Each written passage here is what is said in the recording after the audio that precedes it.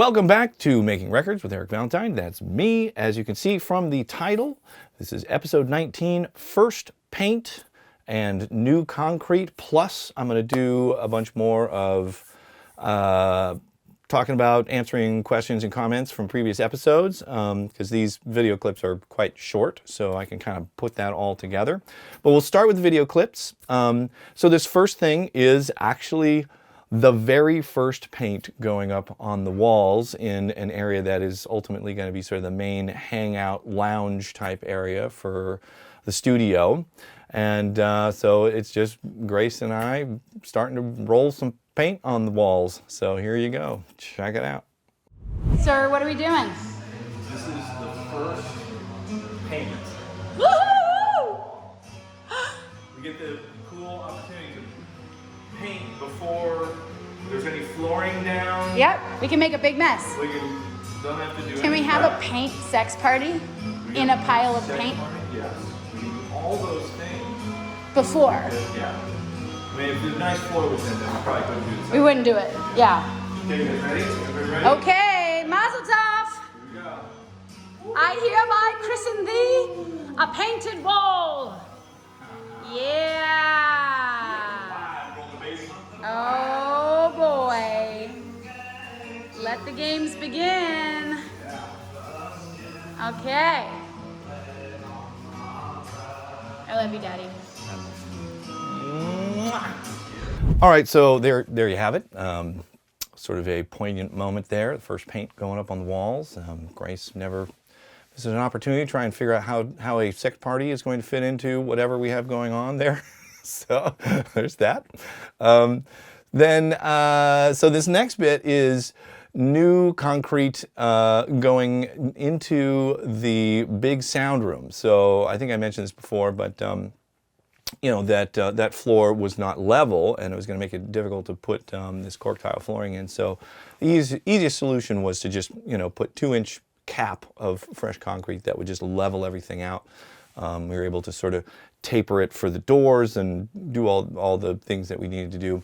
There was a bunch of other complications that came with that, like a bunch of doorways got framed in, and so then all those doorways were now 2 inches too low, so those had to get adjusted and moved up. There's, you know, there's always a million details that are almost, you know, at least for me, because I'm not an expert at this, that are very, very difficult to foresee. But, you know, it all gets fixed and you get there. So the big room got done eventually. But yeah, here's the concrete going in. It's kind of cool to see. These guys work really fast.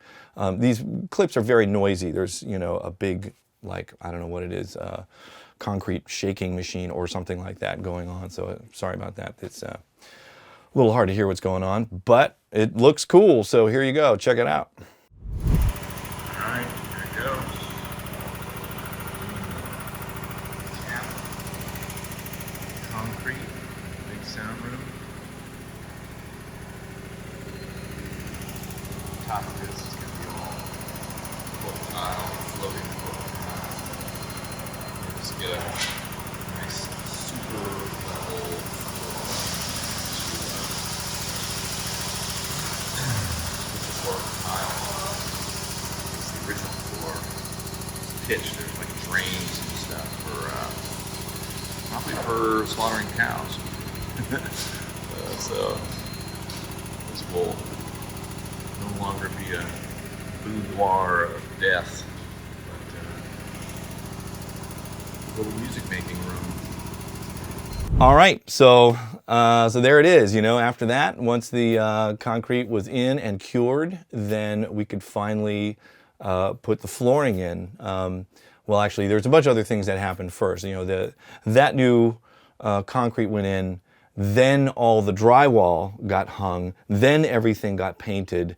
Then we did the cork flooring. So it was actually a few steps down the line, but we needed to do the floor before the drywall and stuff went in. But yeah, it's, you know, it all came out great.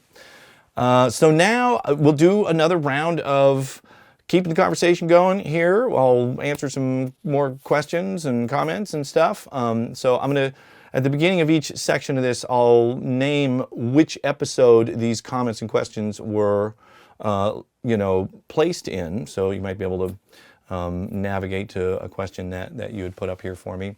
And some of them, if I've already answered it a bunch of times, I'm skipping stuff. Some of them that are just easy to quickly to answer again, I will just, maybe it'll connect for everybody at some point, but I get it, not everybody sees every second of this stuff. So, so some of them are easy to answer again.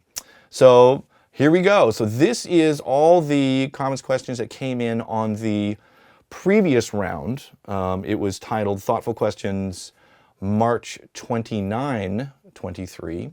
So I'm going to do those in a batch, and then we'll move on to the next video that has comments and stuff. All right, so first one is Andrew Agostini. It says, hey, load your content. I don't think you've done this before, but was wondering if you would eventually do an in-depth demo or explanation of the MPEQ ones. So I've done a couple demonstration videos for that. They aren't up on the website because we aren't currently selling MPEQ ones. We recently made the decision that we're going to start selling them again. There's been enough people asking about them, still wanting them, that we're going to do it again. And we're also coming out with the 500 series version. I think I had mentioned in a previous episode that I was sort of hung up on this issue. Like there were two versions, and the thing that I liked, I wasn't sure if it was the thing that really made sense for everybody else in the overall universe. I answered that question yesterday, and so we are full steam ahead, going to start manufacturing, as soon as we can, those 500 series MPEQs. So that will happen. So certainly when the 500 series versions come out, I will do a whole new round of videos explaining all the functionality of those things in depth. Man, they do a lot of stuff. There's one thing that those EQs do that literally nothing else on the planet does. There's no plugin, there's no other EQ, there's no nothing that does this one particular phasing trick. So so I will do a whole other round of that. There's a lot to check out there. They're extremely powerful. So yes, that will happen sometime in the near future, probably end of this summer or something. Okay, from username Paul. Hi, Eric, you mentioned that you had pickups on the instruments for the Nickel Creek sessions for your direct signals. I'm curious what those pickups were. Unfortunately, I don't know. Were they the same pickup for each instrument? Okay, yeah. I don't remember exactly what the brand is on those. If in the future, if I get them to be involved in a deconstruction or something like that, when I talked to them about it initially, they were excited about doing it. They were just way too busy leading up to the release of the record for us to squeeze it in for, the video about recording that stuff. But I think I'll be able to catch up with them at some point, and we'll be able to ask them at that time. So yeah, we'll figure that out. Okay. Can you walk through your 500 series inductor rack and your move or loves in the 500 series space? I think that what that's trying to say is things that I liked or disliked in the 500 series stuff. So basically, I went on a journey to look at basically every single 500 series EQ that was an inductor-based EQ. Because for a parametric EQ that's not inductor-based, the undertone EQ is my favorite. I'll always just reach for that. I don't need any other EQs that are derived from that sort of, RC network type approach. So inductor-based is just a different thing. It has a different sound to it. And so I wanted to check all those out. And so I checked out the Helios, the Portico Neve, the Buzz Audio, and the Jack Douglas Pultec mid-range one. And I think, I don't think there were any others that I found. There might be more out there, but those were the ones that I was the most interested in. They cover the frequency ranges that I was the most interested in. And of those four, the Buzz Audio and the Pultec Jack Douglas thing were unquestionably my favorites.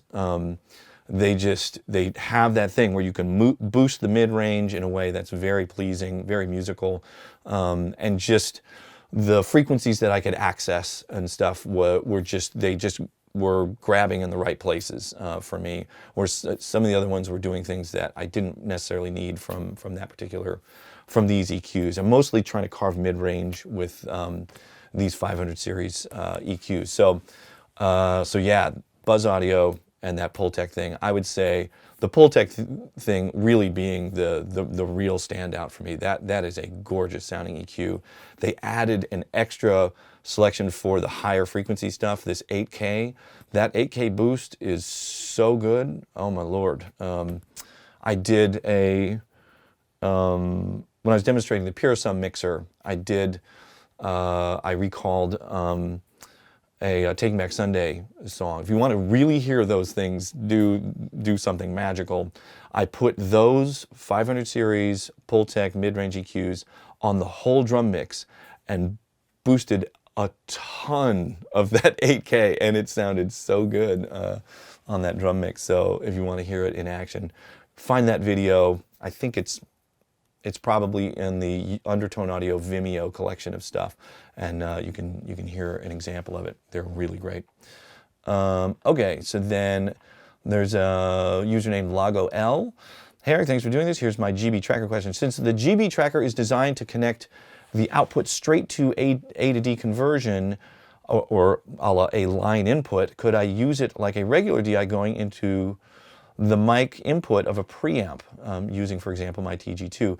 Unfortunately, it's really not designed to do that. The level coming out of the GB tracker, the DI part of the GB tracker, is going to be, quite a bit too hot to go into a mic preamp. You can certainly pad it down and put it in there if you want more color, because that active DI on the GB tracker is like completely invisible sounding. That was really the purpose of it.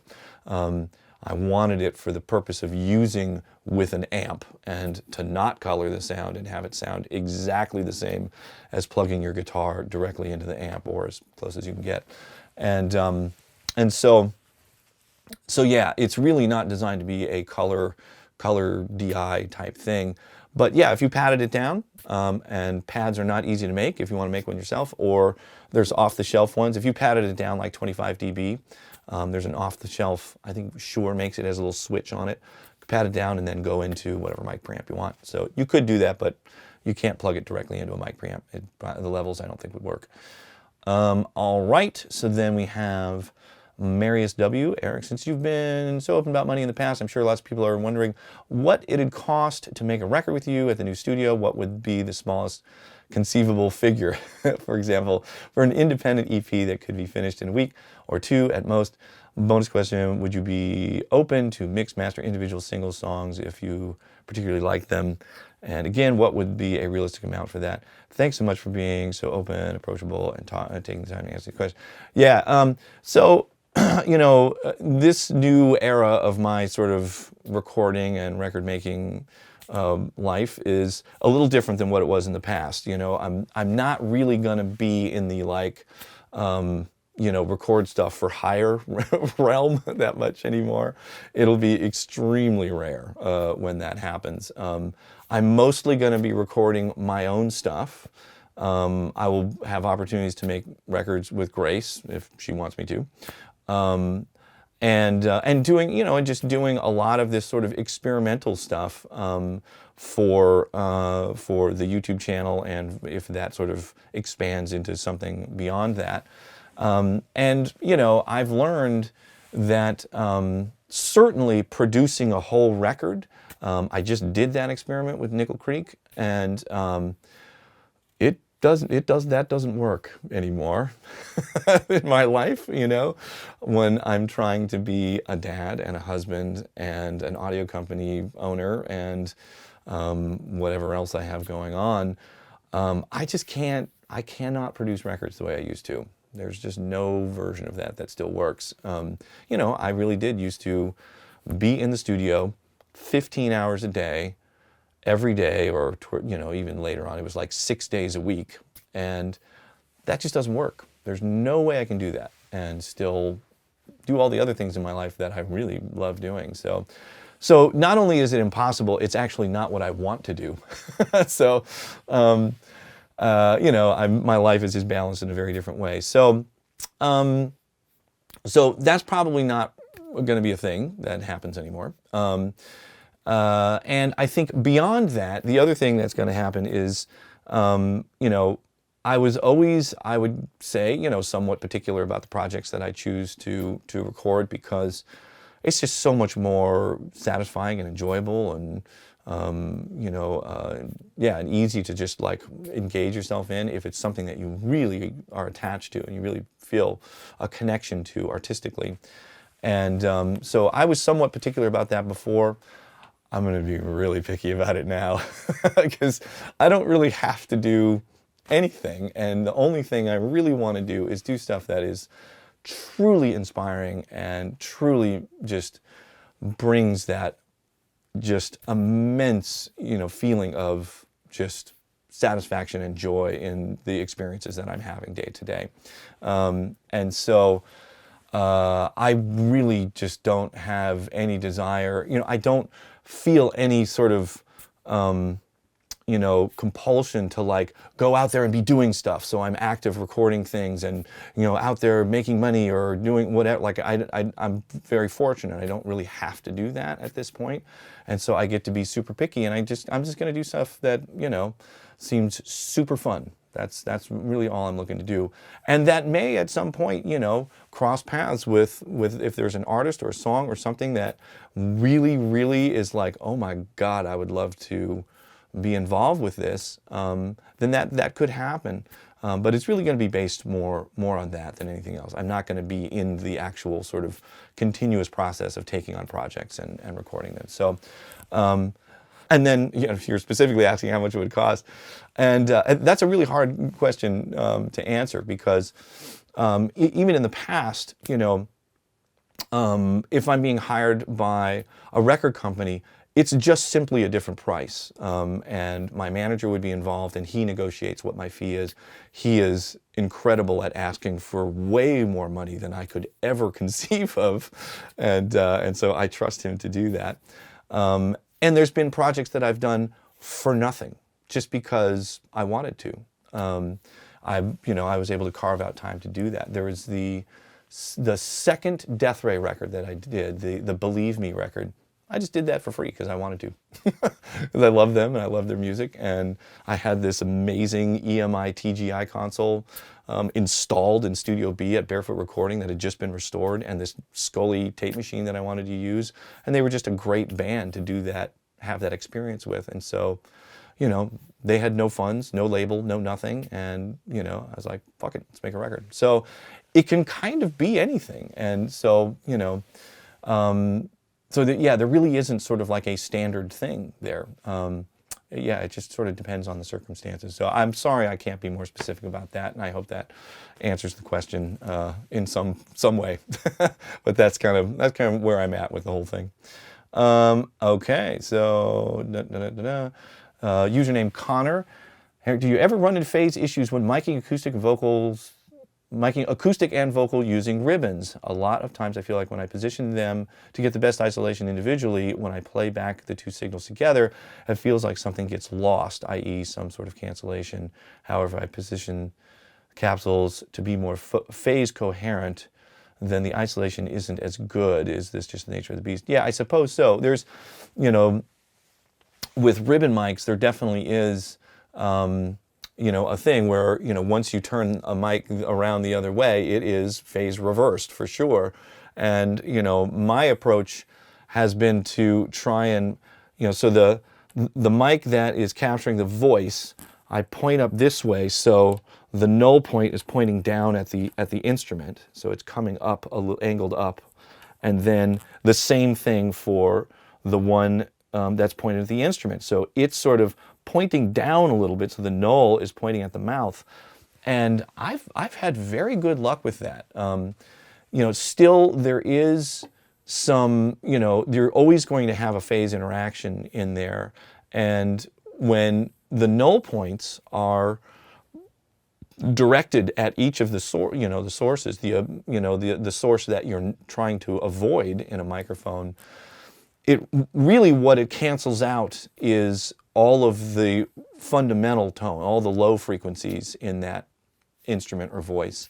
And so then I've found that there's less degree of a cancellation in the low frequencies. And so you can reverse the phase one way or the other, and typically there usually is an obvious choice for me, one that feels better for me, but it's not as much of like one way all the low frequencies get canceled and one way it doesn't.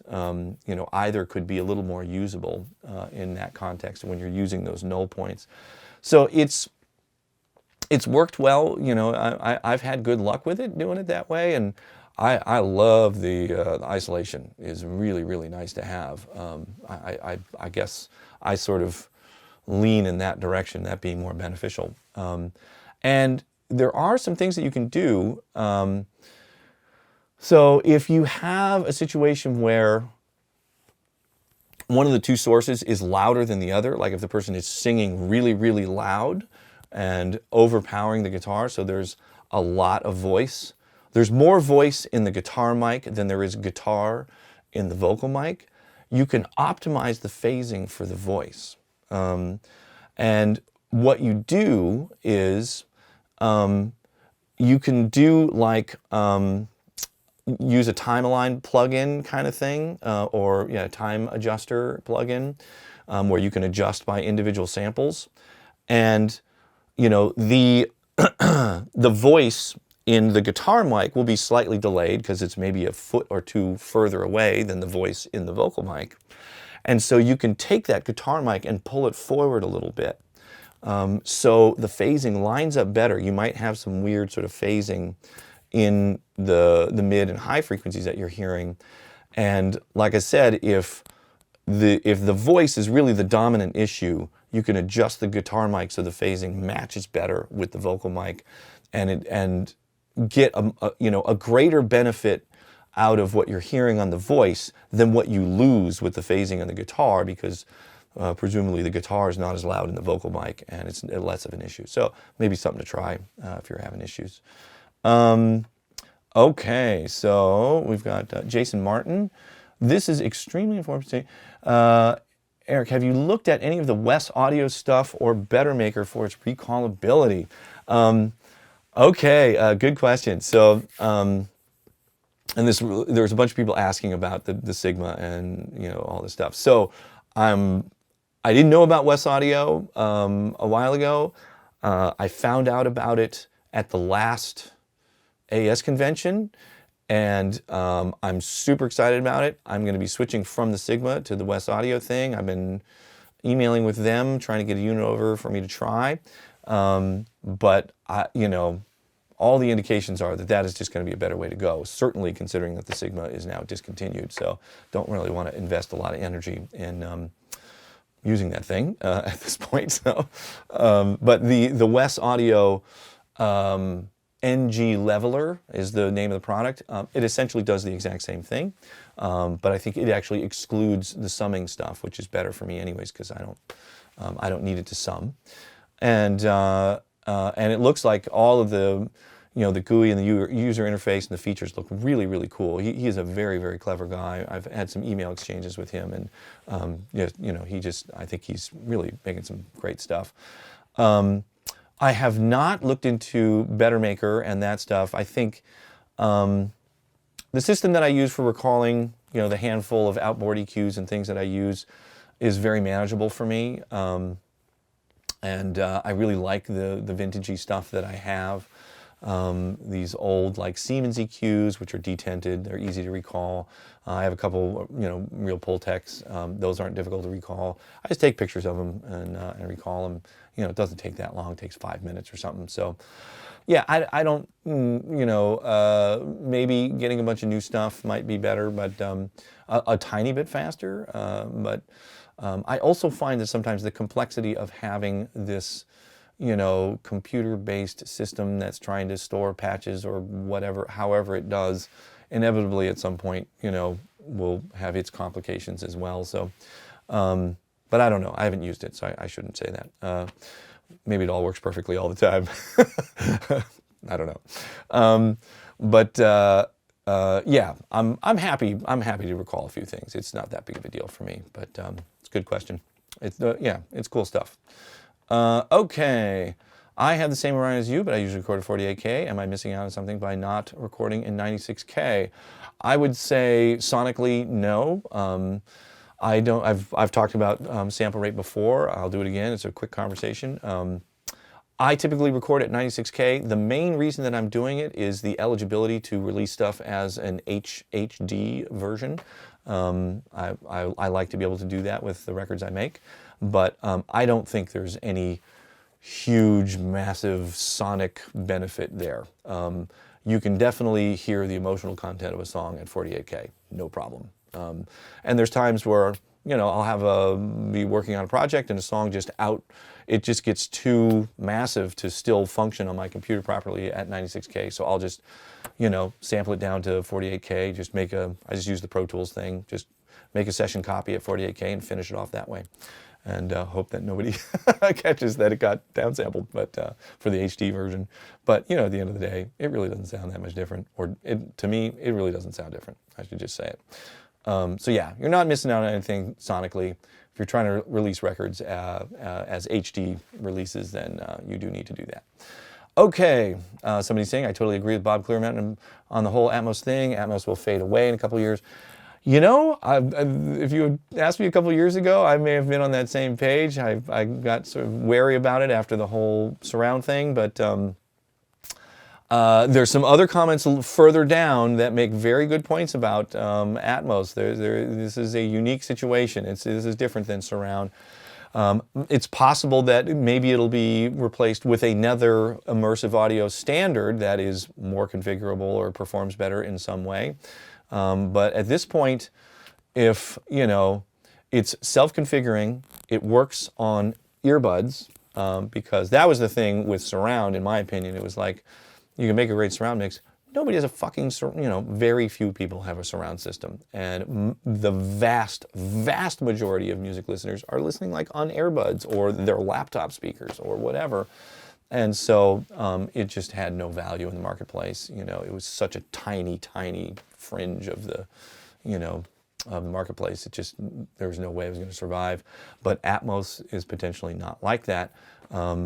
You know, I haven't really had a chance to fully experience it. I know that they're really working on these cool processings that will give the sensation of things coming from before and behind you with headphones. And so if that does happen, then it really could be meaningful in headphones. And so, and if they really get it right there, then I think, you know, there's a much better chance of it hanging around. And also, you know, if the music delivery services start mandating it, you know, to be playlisted, as some people are saying. I haven't confirmed that for myself, but I'm guessing it's probably true. It's just going to force the issue. You know, if you want to be out in the world, you're going to have to deal with Atmos. So yeah, I may have to deal with Atmos. Oh boy. Okay. So username tab 20, following on from the point you made towards the end about spill between instrument vocal mics giving you great depth and image. In such a huge room, do you have any phase issues between sources in the same way you might on a multi-mic drum or amp recording, or are they far enough away from each other that it's negligible? So I think you answered the question right at the end there. You know, when the bleed is getting into a microphone that's 15, 20 feet away, what's getting into that mic really is ambience. And that signal is so diffused, meaning that it's been, there are so many different timings of the sound that's getting into that microphone because it's reflecting off of all these different surfaces in the room. That's what ultimately what reverb is all of these reflections of a sound, you know, being spread out over a bunch of time. And so, you know, when that, you know, hugely diffused version of that instrument shows up in this microphone and it's this spread of sound, you really don't have as many of the issues of, you know, the same sound. Like if you really want to have phasing problems, take the exact same sound, duplicate it on another track, and start delaying it. And so, and it just causes this wild comb filtering and all kinds of crazy stuff to happen because the sounds are so similar, or in this example, identical. And the more different the two signals are of that sound source, the less phasing issues you'll have. So, so I've found, certainly there is the potential for there to be a phasing issue, more so in the low frequencies than in high frequencies. I think it virtually disappears in the high frequencies because they become so diffused. But occasionally you'll run into something where maybe like with the bass guitar getting into some other mics, you could flip the phase like the way I had it set up. Bass was here, mandolin, acoustic guitar, fiddle, and I could play with the phasing of the mandolin and guitar mics to make sure that they weren't stealing any low end from the bass guitar. So that might be the only place that you'd have an issue. And honestly, I can't say that I ever even checked that or felt like it was an issue when I was mixing the Nickel Creek stuff. I was high passing the mandolin probably in the 200 hertz range, so may have eliminated that issue anyways. And then the acoustic guitar probably gets high passed in the 80 hertz range, somewhere around there. So yeah, I think it's, if there is any at all, it's really minimal, and it's not something that's really, it's felt more like reverb than, like a phasing issue. And obviously in a drum set, when microphones are just, a foot or two from each other, the bleed has a lot more phase relevance because the sounds are so much more similar, and those timing delays become really, really an issue on the drums. So yeah, but that's a really good question. Okay, Jason Sneed asked, hey, Eric, just wondering if you ever rock the Allen Smart C2, love the choice of words there, still, or has the unfair job made it obsolete? I have not been rocking the Allen Smart C2. In fact, I sold it. Yeah, there's some things, if I just haven't used it for a long time, I just, I move on. It's still a great box, and actually when I was at the RCA studio, they had an Allen Smart in there. I can't remember if it was the one or the two, but I ended up monitoring with it a little bit in there because I was using a lot of the Vibier compressors to track through. And so, and it was, it was good there, but ultimately that thing, the VCA-based compression on that unit, over time, as I've used it more and more and more, like, there's something about it that makes things feel a little smaller to me. And so I ended up not doing it. I have other stuff that I feel like is sort of serves a similar purpose for me, like the Summit Audio DCL 200. I still have a API 2500. And so, I'll grab for one of those. Oh, and I also still have the, no, I sold that too. Yeah, so those two, I think are a good grab for that kind of a thing. So yeah, so I have other stuff that does that for me. Okay, Bob Barney asked, I argue has been a catalyst for so much mix approach. My question is, can you go into detail about your approach for using your ears to record a sound, be it loud like drums or something quiet that is meant to be loud or otherwise? Some engineers focus on finding the low end to support the upper frequencies. Some say distance in miking technique is your friend. Also, can you please speak to when you find it necessary to use multiple mics on a source? Okay, so the way I use my ears to mic something is I literally just put my ear in the position where I want to put the mic and see what it sounds like. I do that a lot. And this thing that you focus on where the low end is, that is huge. And that is a huge part of my process, and I'm glad you mentioned it. And so that is a lot of what I'm listening for.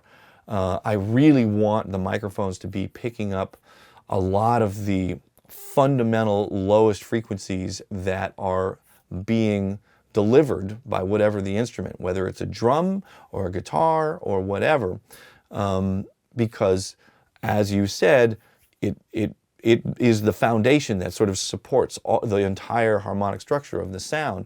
And if you happen to put it in a place over a drum kit where the snare drum is just sort of canceling its fundamental, weight of the sound, man, it is so hard to get a great drum sound out of a mic like that. It just sounds thin and harsh all the time. So, So a lot of the information was sort of embedded in your question there.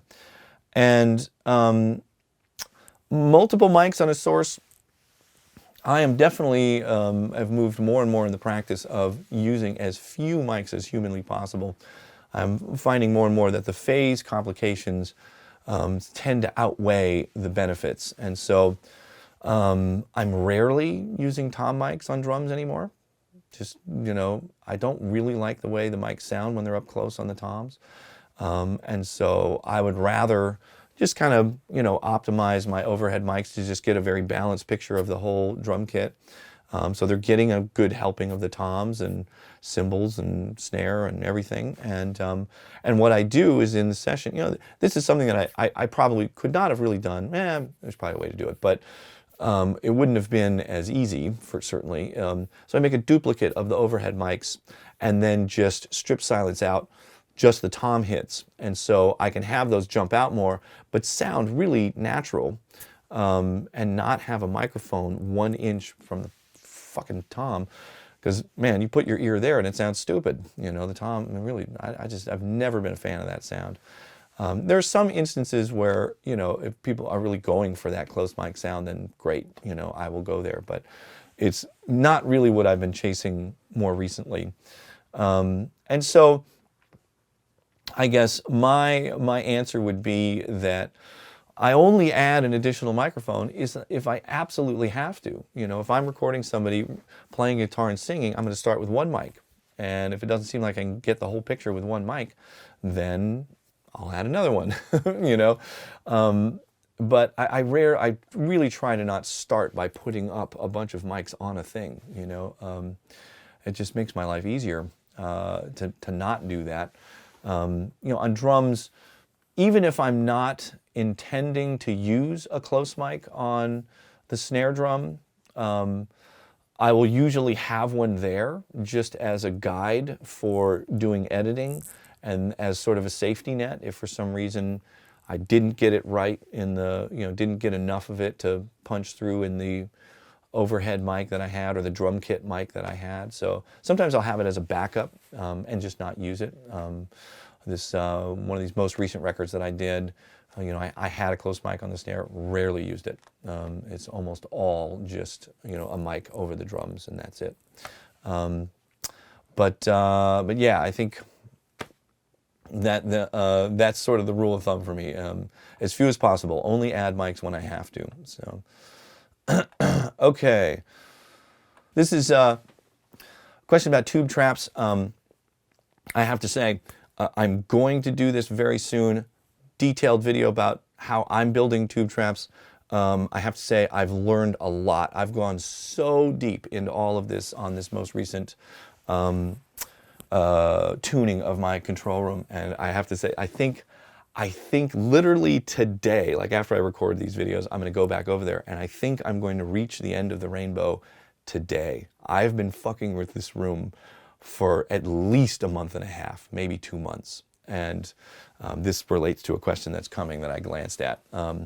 So I will do that, but I'm using a variety of sizes. Right now, all the ones that I've purchased for this round have 2-inch walls. There's some that are really huge where the outside diameter ends up being 22 inches. So it's 18 inches on the inside, 22 inches on the outside. There's some that are a little smaller just so they could fill the space that I needed.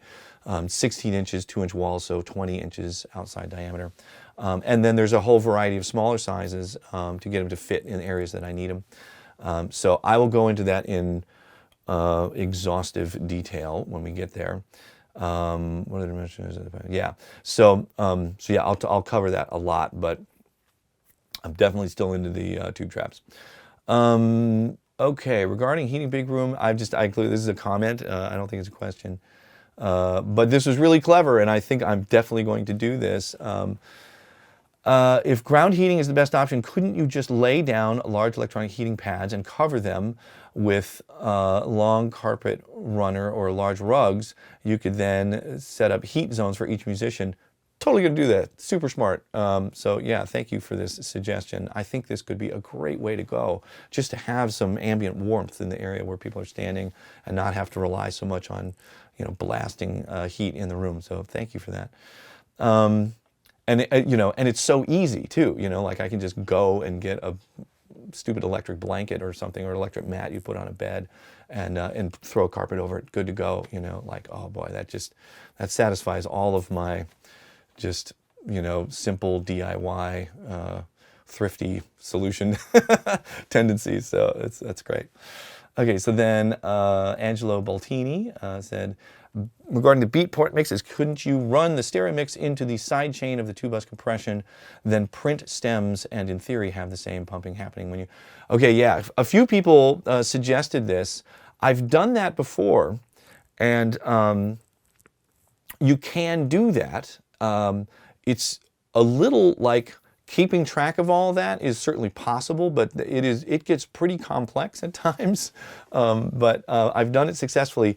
Here's the catch. It depends on the compressor you're using, because on the Death from Above stuff, I was using the Unfairchild as the overall compression, and like in a heavy-handed way. It was a big part of the sound on that. And when you take a signal and plug it directly into the sidechain return, it is very different than when it is the sidechain send feeding the sidechain return, because that is a feedback compressor. And feedback compressors need to feed the sidechain input from the actual output of the compressed signal. It's a weird thing, but that's how feedback compressors work. And when you take a signal and plug it directly into it, it makes it a feed-forward compressor, and it's a wildly different compression effect. It's a very, very aggressive, super grabby, very high ratio compression effect. It's great for some things, but probably a little unwieldy on a whole mix. And so that was the reason I would not be able to do it for that beatport thing. But good question. Okay, username John. Loves these episodes, love watching go deep into the blah, blah, blah. Can you one day do Greek Tragedy by the Wombats? I would love to. I had nothing to do with that song. And I agree. The drums sound super awesome on it. It's a great song. I remember when it came out, I was like, oh, cool. See what they came up with on that one. And they did a great job. I actually don't know who worked on it, but they did an awesome job. It sounds great. So sorry, I can't do that one. Let's see. Jerry Osaski asked, have you experimented with Dolby Atmos Music Panner? So I've talked about this quite a bit. Talks a little bit about the headphones, that they're headphones, binaural headphones that are doing it. I'm going to have to get into this. I really have no experience with it at this point. So once I get in there, I'm sure I'll be talking about it. Okay, what direct pickups are you using? Here's another question about the DI pickups for Nickel Creek. I answered that. I'll find out when I get to talk to them. Okay, Rome 8180. I don't think the Atmos thing is passing fad. So there's a comment about it. And so I sort of echo this, when I talked earlier, I echo the sentiments in this comment. And so, yeah, I think I'm going to have to go there. Okay. So here's somebody asking, must have felt really great to use that barn room for that massive violin sound. Was that the first thing you used the room for musically? And yes, it was. It was a really, really exciting moment. Another really cool thing to check out with that room, on that new Nickel Creek record, there's a song called To the Airport. Yeah, I think it's To the Airport. That song at the end, all the band fades away and you're left with just Chris, Sarah, and Sean singing this beautiful like chorale in that barn space. And so we recorded it live with the three of them all singing together at the same time. and in a round it just keeps going and then sort of fade, and then it stops at a certain point. But boy, you really get to hear that room on that recording, and so all the mics were somewhat distant from them. It was challenging dealing with the noise because the room at that point was just exterior wood siding that was exposed on the inside. So there's no insulation, there's no sheetrock, there's no nothing. It really wasn't sealed up. So we had some issues with cars driving by, stuff like that, even as far away as the cars are, but the sound wasn't, the room was not soundproofed at all. But beautiful place to check out the sound of that room. Okay, Noah Murata asked, how do you measure the response of the ribbon mics? Some people responded on here. Can you explain? I really want to highlight this because this is such a huge part of my world with all of my audio adventuring. I use this software called Fuzz Measure, which is now distributed by Rode Microphones. They've sort of incorporated it into their like acoustic test world of stuff, so you can purchase it through Rode. It was originally distributed by this guy, and he had this software company called Super Ultra Mega Groovy. I love that name. It is great software. They added a bunch of cool features when it went into the Rode world of like doing reverb times and waterfalls, and maybe it had that before, but I think they added harmonic distortion, which I know it didn't have before. And so it's very simple. It just talks to your whatever audio interface you're using, and right now I'm just using it with an Apollo Twin. And so it sends a signal out, which is a sine wave sweep. It just goes whoop, and then you have a microphone plugged in, and the microphone will show you the frequency response. So what it's sending is a perfectly flat level of all the frequencies as it sweeps across them. And you can control how long it takes to do that. I set mine at 5 seconds. That seems to be the best sort of average for what I'm doing. You can do it faster, but I've found in some instances, especially if there's a lot of latency in what you're doing, things can get lost in there. So it sweeps across, and then it shows you how that perfectly flat signal got altered by what the microphone is hearing.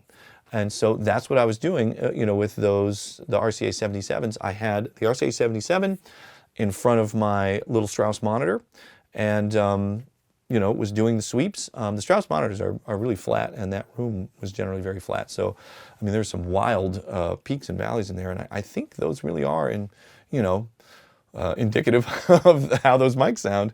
We'll see. I might be able to do another test of those in another context and see if there's, if maybe there's some weird reflections I was getting in the room at the time. But yeah, so that's how I do it. And you can do it with line level stuff. I do that to test the frequency response of all sorts of outboard gear and everything all over the place, man. I cannot recommend strongly enough Fuzz Measure. It's just a great tool.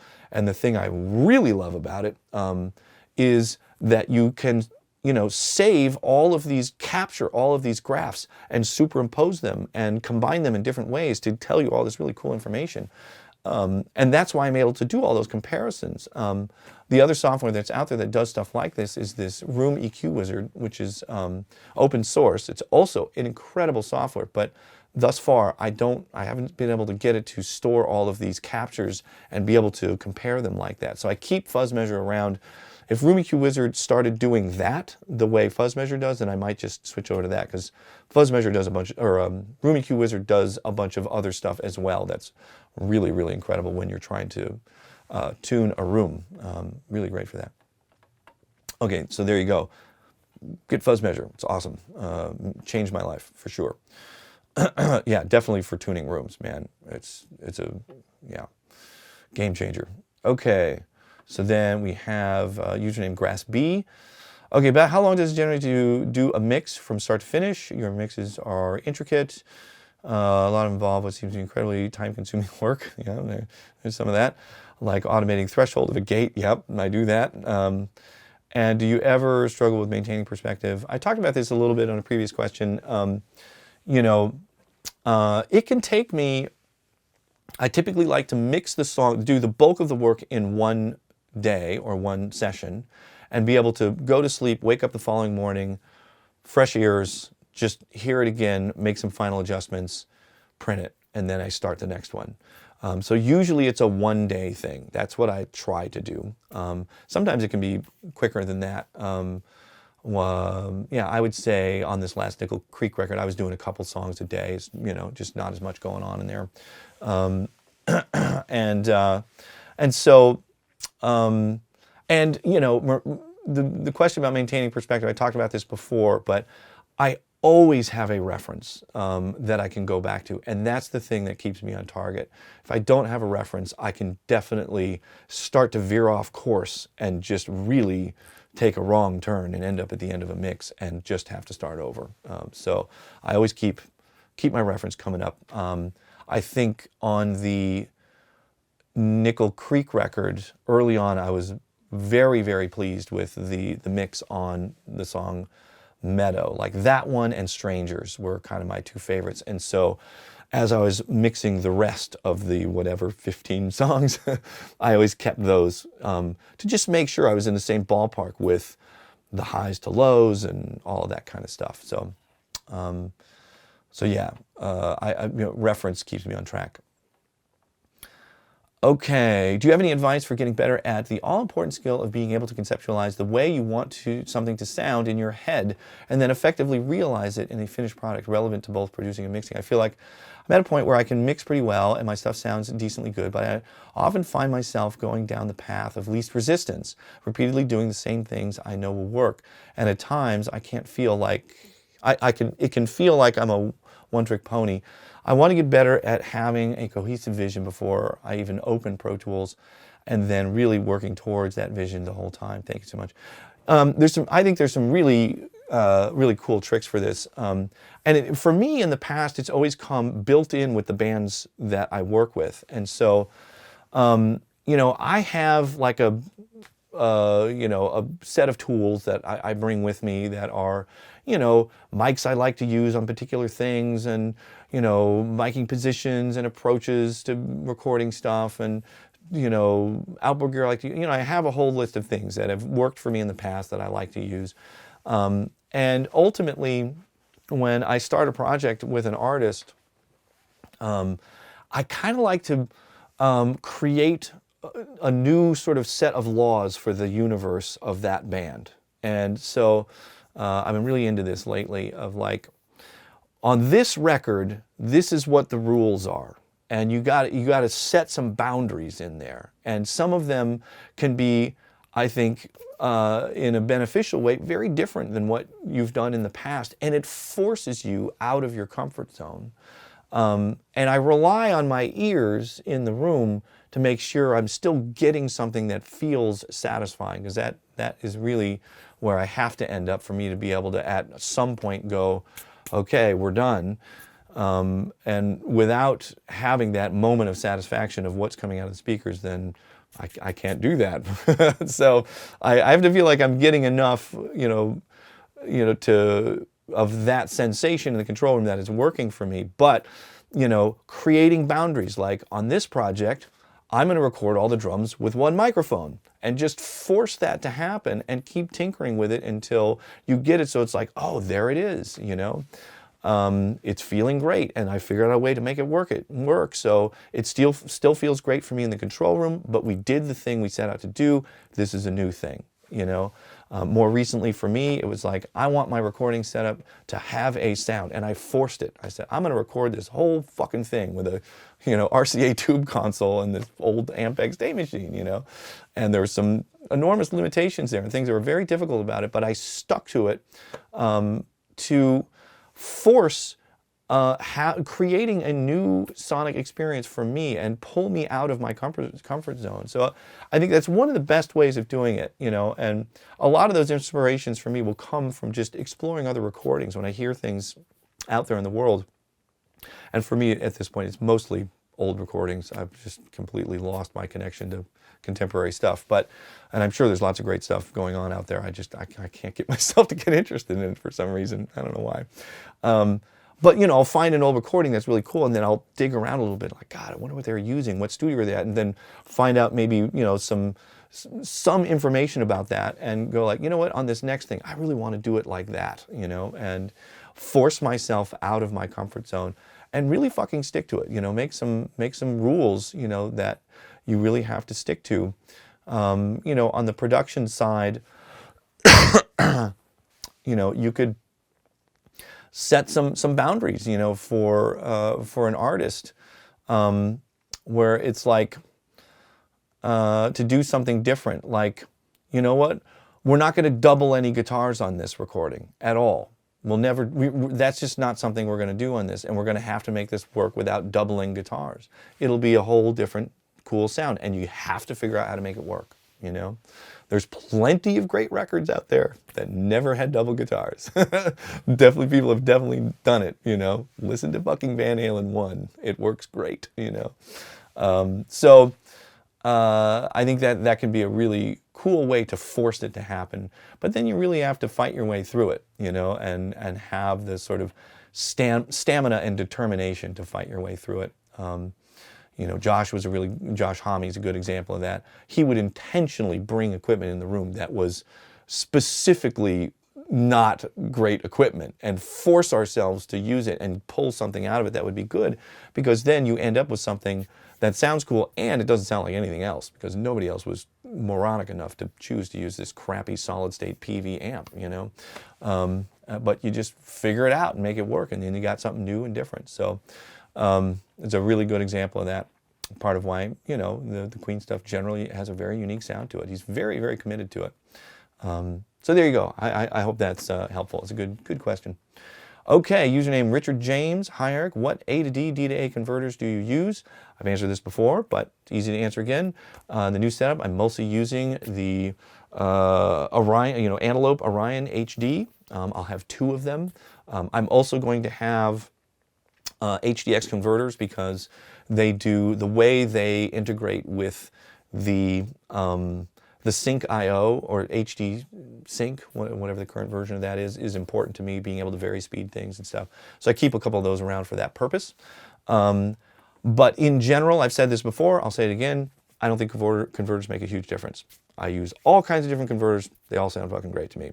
On the Nickel Creek record, they had the Lynx Auroras, the new ones, the Ns or whatever they are. When I was doing the mixes, I was using Orions. Those sound great. When we were recording in the barn, I was using an Apollo 8. I only used 8 inputs. I had a portable setup in the barn.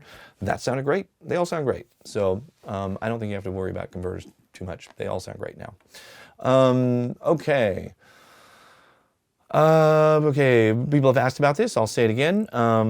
There's a question, shout out about the potential workshop in-person masterclass type thing that I've been talking about. I'm definitely going to do this. I'm pulling together people, resources, things that will make it happen. I'm hoping that it's all going to come together, and the first one will happen towards the end of the summer this year. So maybe...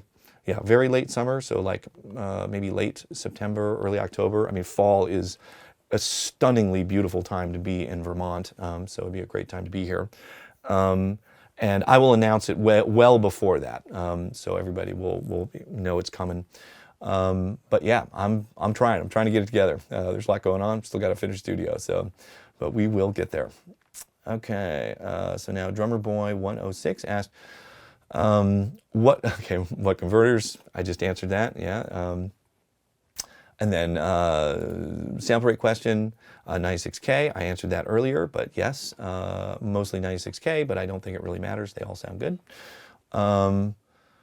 Oh, this was interesting. Do you have a favorite brand series of capacitors that you go with for your designs? So capacitor choice, that's all done by Larry Jasper. He's the expert on capacitors. And there is a specific thing that we choose to use for all the undertone stuff, and I'm happy to share that with you. So we use, I'm going to pull it up here. I'll pull up one of my bombs. Sorry, I don't have my screen capture going, so you can't see this, but we use either a brand Chemicon or Nishikon. They're basically the same things that are the same capacitors that are labeled differently. And there was a KY series. These are all high temperature, long life electrolytic caps. And that's pretty much what we try to use for everything, just because they will last longer. They're a little more expensive, but we're trying to make stuff that's going to last a while. So, so it's either the Chemicon KY series or the Nishikon HE series for electrolytic caps. For unpolarized caps, if there's something in the audio path, brand is not as significant here, but the dielectric choice is more significant. So if it's a capacitor that is in the audio path that's not an electrolytic, an unpolarized cap, then we always go for a polypropylene, not polyester, not ceramic, not any of the other cheaper versions of a unpolarized capacitor.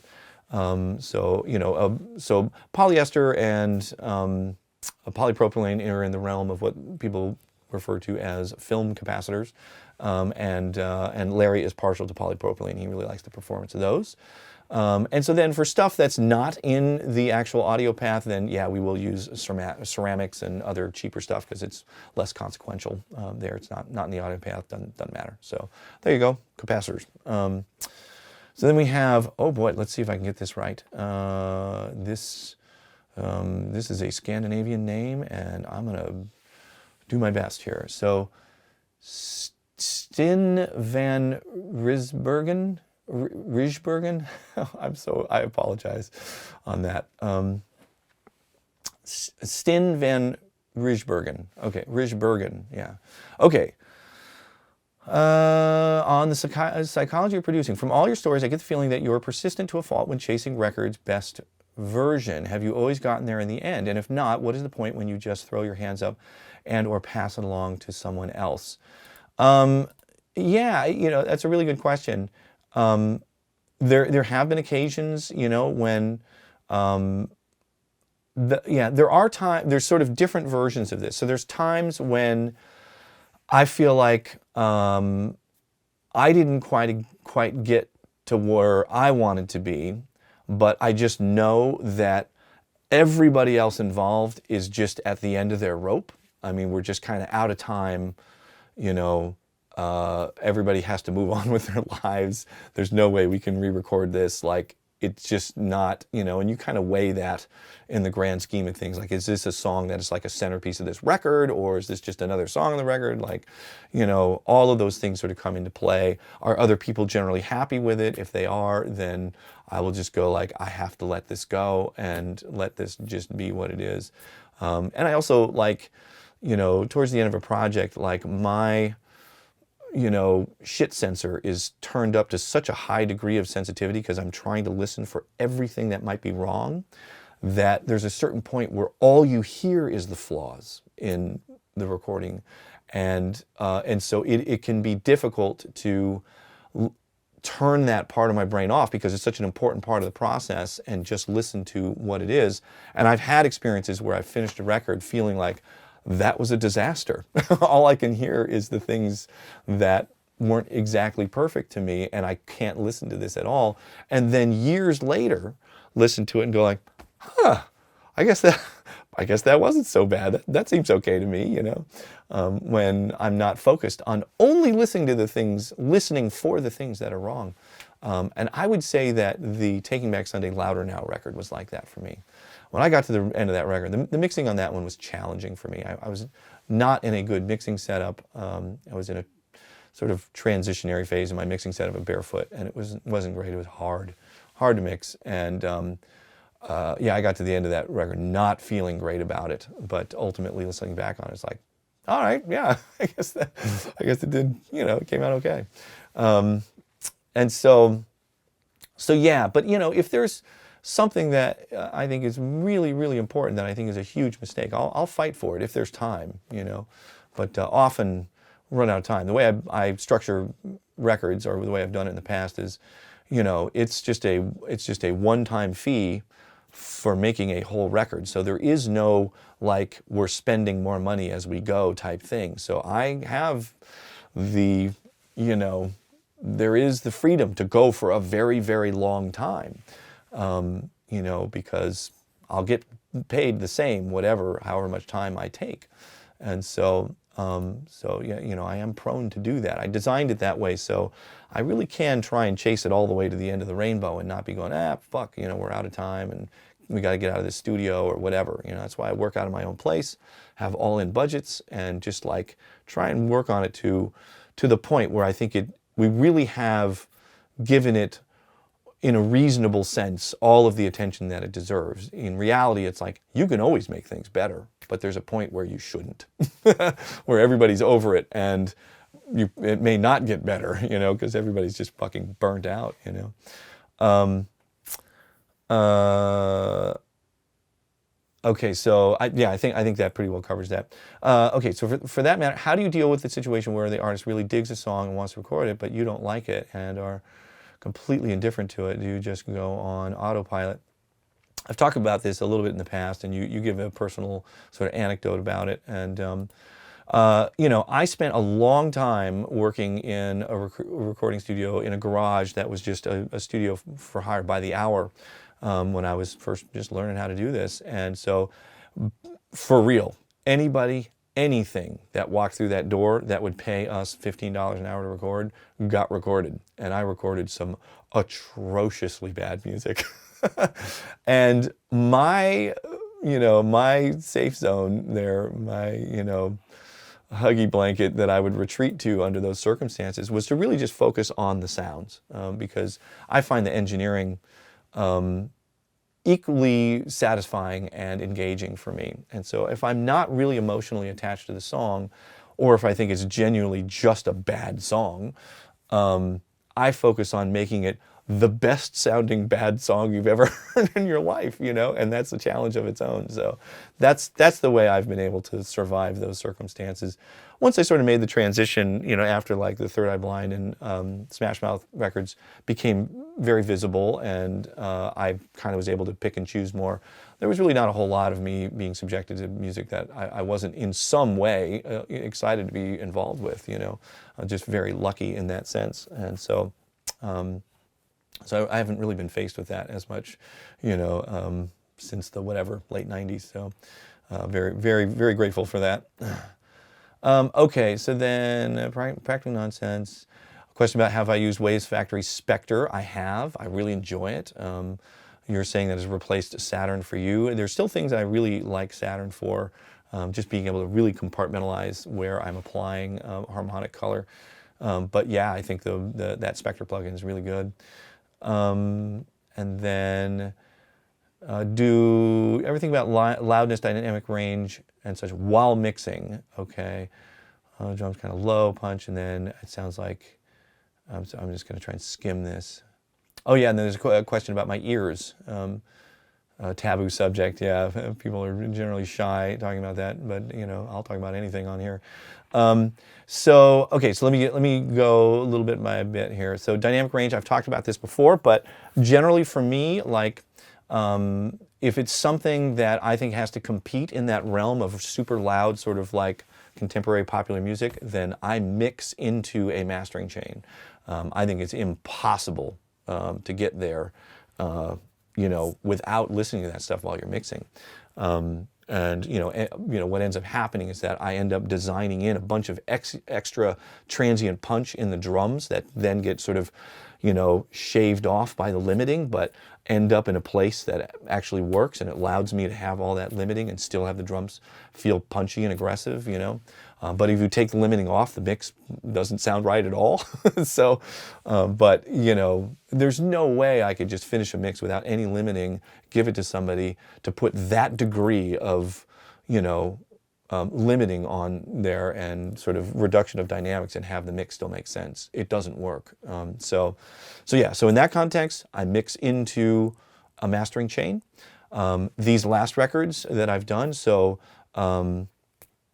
Nickel Creek and another record I can't talk about yet, but both of those I got to mix the way I used to mix without listening to a fucking mastering chain.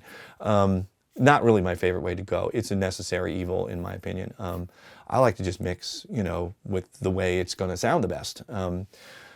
And I would never put 10 million tons of limiting on my mix, but you have to these days. So I try and optimize the mix for that when it's really necessary.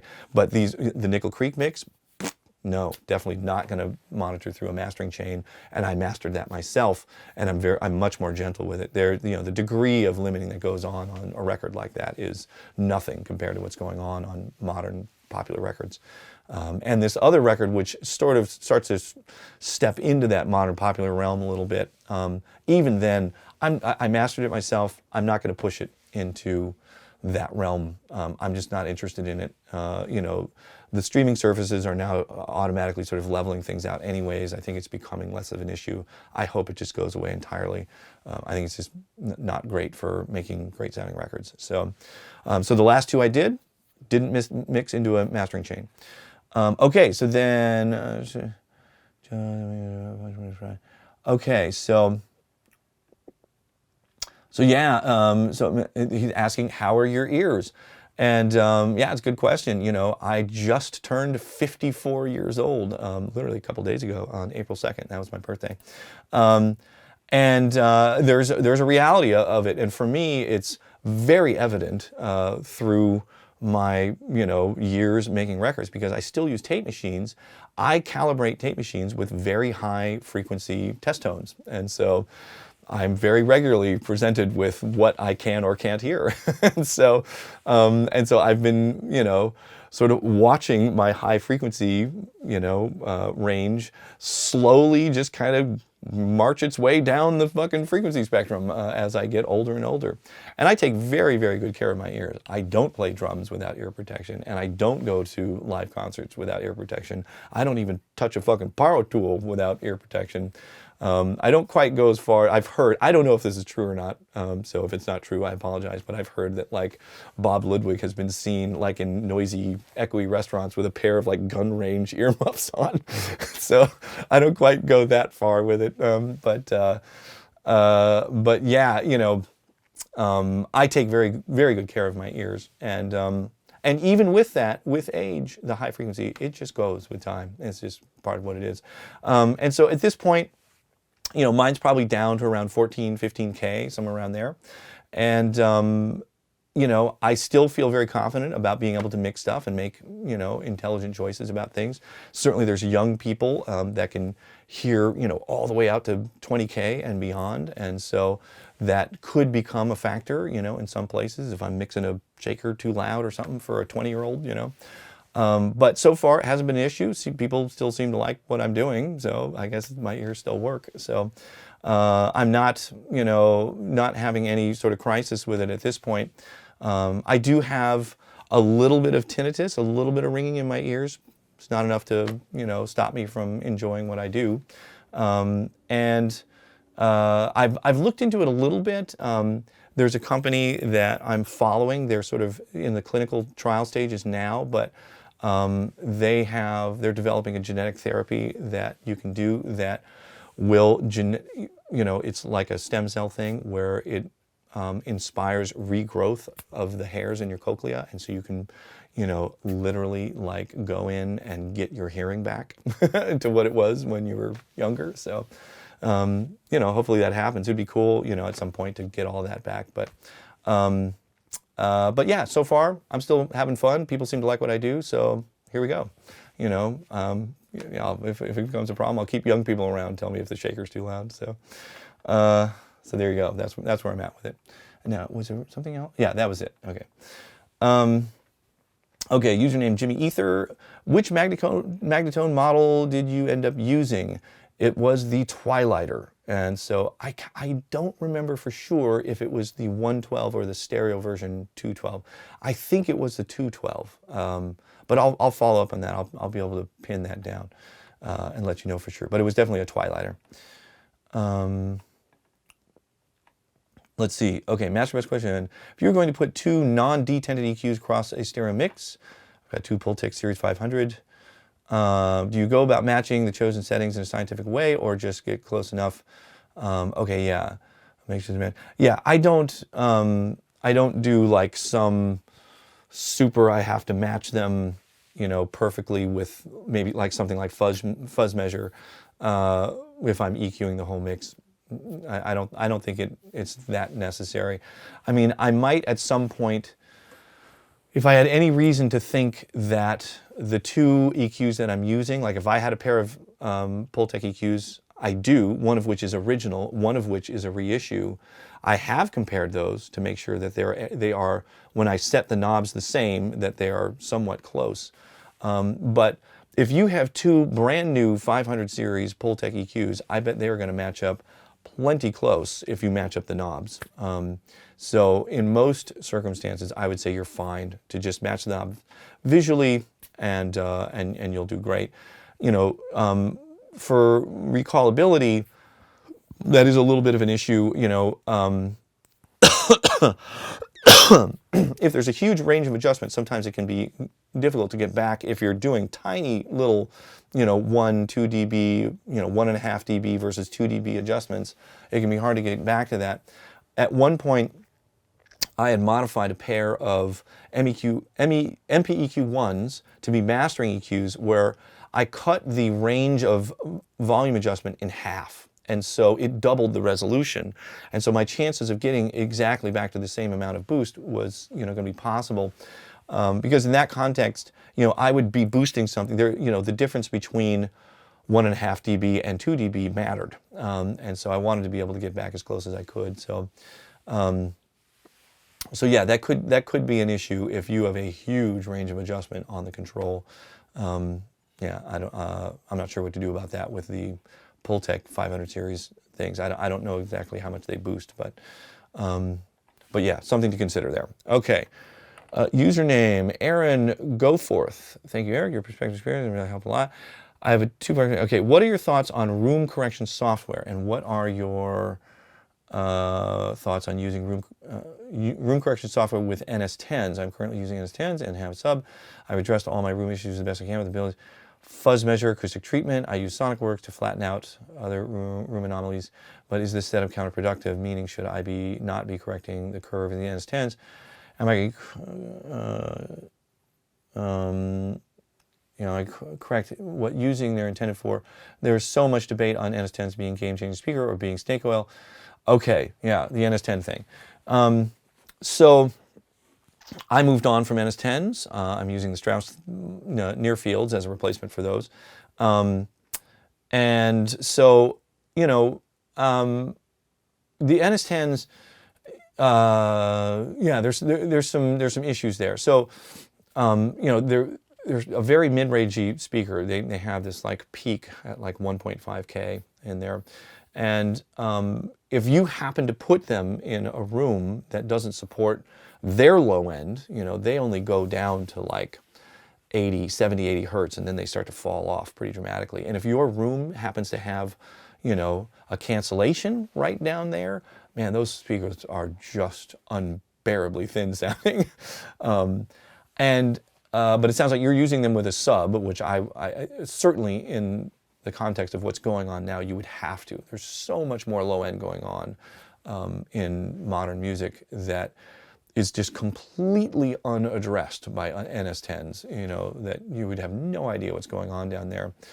And so it sounds like you've done, I mean, I would use room correction with NS10s, you know, because I've moved on from them and just found them to be kind of confusing at a certain point. You know, all of that extra mid-range, I think, was more meaningful when people didn't have such hi-fi home systems. And so it forced people to make things more hi-fi. You know, they were so mid-forward that you would put in more high-end and more low-end to sort of balance things out on NS10s. And then on people's listening systems, whether it was just like, you know, an oval speaker in the dashboard of your car or whatever, you know, kind of lo-fi, mid-rangey listening, you know, systems that people generally had more in the like 70s, 80s, whatever, it translated really well. You know, all of that extra hype, I think, was more meaningful then. But everybody's speakers are very hypey sounding now. And I don't know that the NS10 still makes sense. I think it's confusing with what's going on now. And there was a certain point where I just like, I had to get away from it. It just didn't make sense anymore. So that's where I'm at with it. But ultimately, at the end of the day, you know, like what you're doing, what you described, sonar works, subs, you know, you've done acoustic treatment with fuzz measure. It sounds like you've done all of the things that I typically do to try and get a room, you know, optimized. If you're getting good results from the NS10s, then it's working, you know. And I would definitely do that stuff with NS10s, you know, if I'm using a sub, and you know, and the sonar works and that stuff is really correcting more for the room than anything. And maybe it is probably beneficially sort of correcting for that mid-range, you know, boost in the NS10s and might make them a little more relevant to what's going on now. So, you know, I think I would do the same thing if I was using NS10s at this point. I would use correction software and, you know, all of that. So, if it's working, great. If not, I would switch to something else. I gave up on NS10s. I moved on. Okay, so then fantastic. This is another thing about using a sidechain while you're doing these stem type mixing. And so I talked about that earlier. So same answer there. It didn't work in that context because the sidechain on the Unfair Child doesn't work that way. Okay, so Eli Montoya. I'm not sure if you've covered this in past episodes, but could you speak on the acoustic isolation wall construction in your new place? What materials are you using for insulation over the studs, etc.? I'm building a mod studio and would love to know. Okay, yeah, I think I've talked about this before. Easy enough to do again.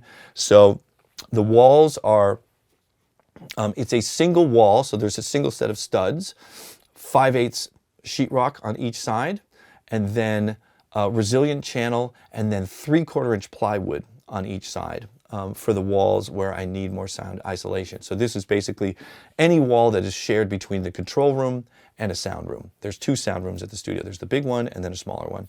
And so both of those walls have that. It's mineral wool insulation in between them. So Roxol Safe and Sound mineral wool in there. And then every single little gap and stuff is sealed up with acoustic caulk. And so that's what I'm doing. 5/8 sheetrock, resilient channel, 3/4 inch plywood. And so far it seems good. It's better than what I had at Barefoot, you know.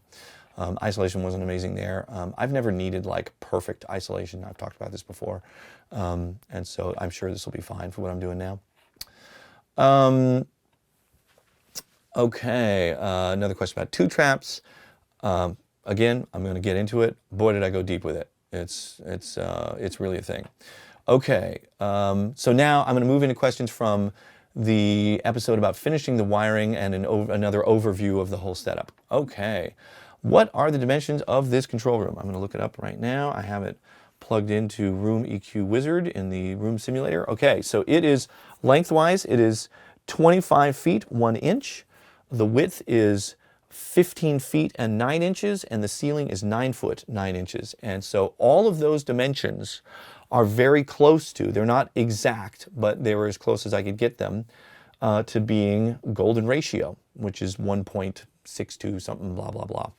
I believe, I think I got that right. And so the dimension that I could choose was, I was able to choose the length and the width. So I made sure that those would be golden ratio relative to each other, and then the width, and I was able to make the width golden ratio. So the length to the width is golden ratio, and the width to the ceiling is golden ratio.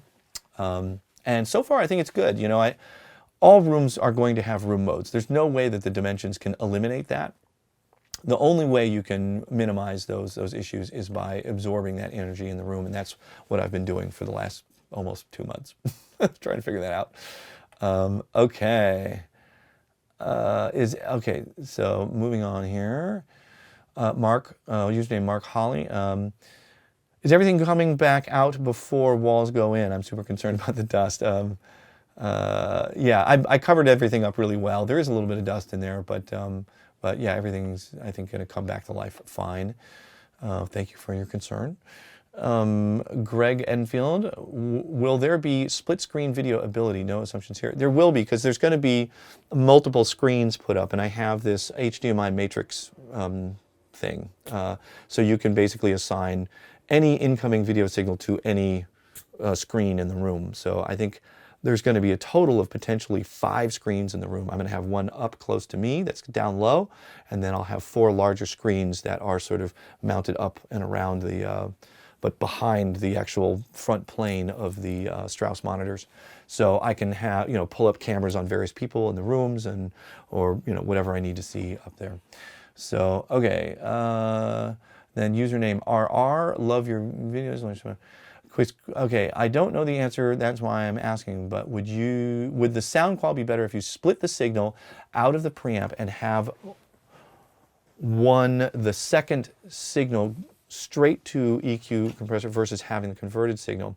Yeah, a couple people asked this, and this is such a good question. And I was originally envisioning it this way, and I can still go this way. All it would take is just a simple patch cable in the patch bay, because the patch points are half normaled in the patch bay.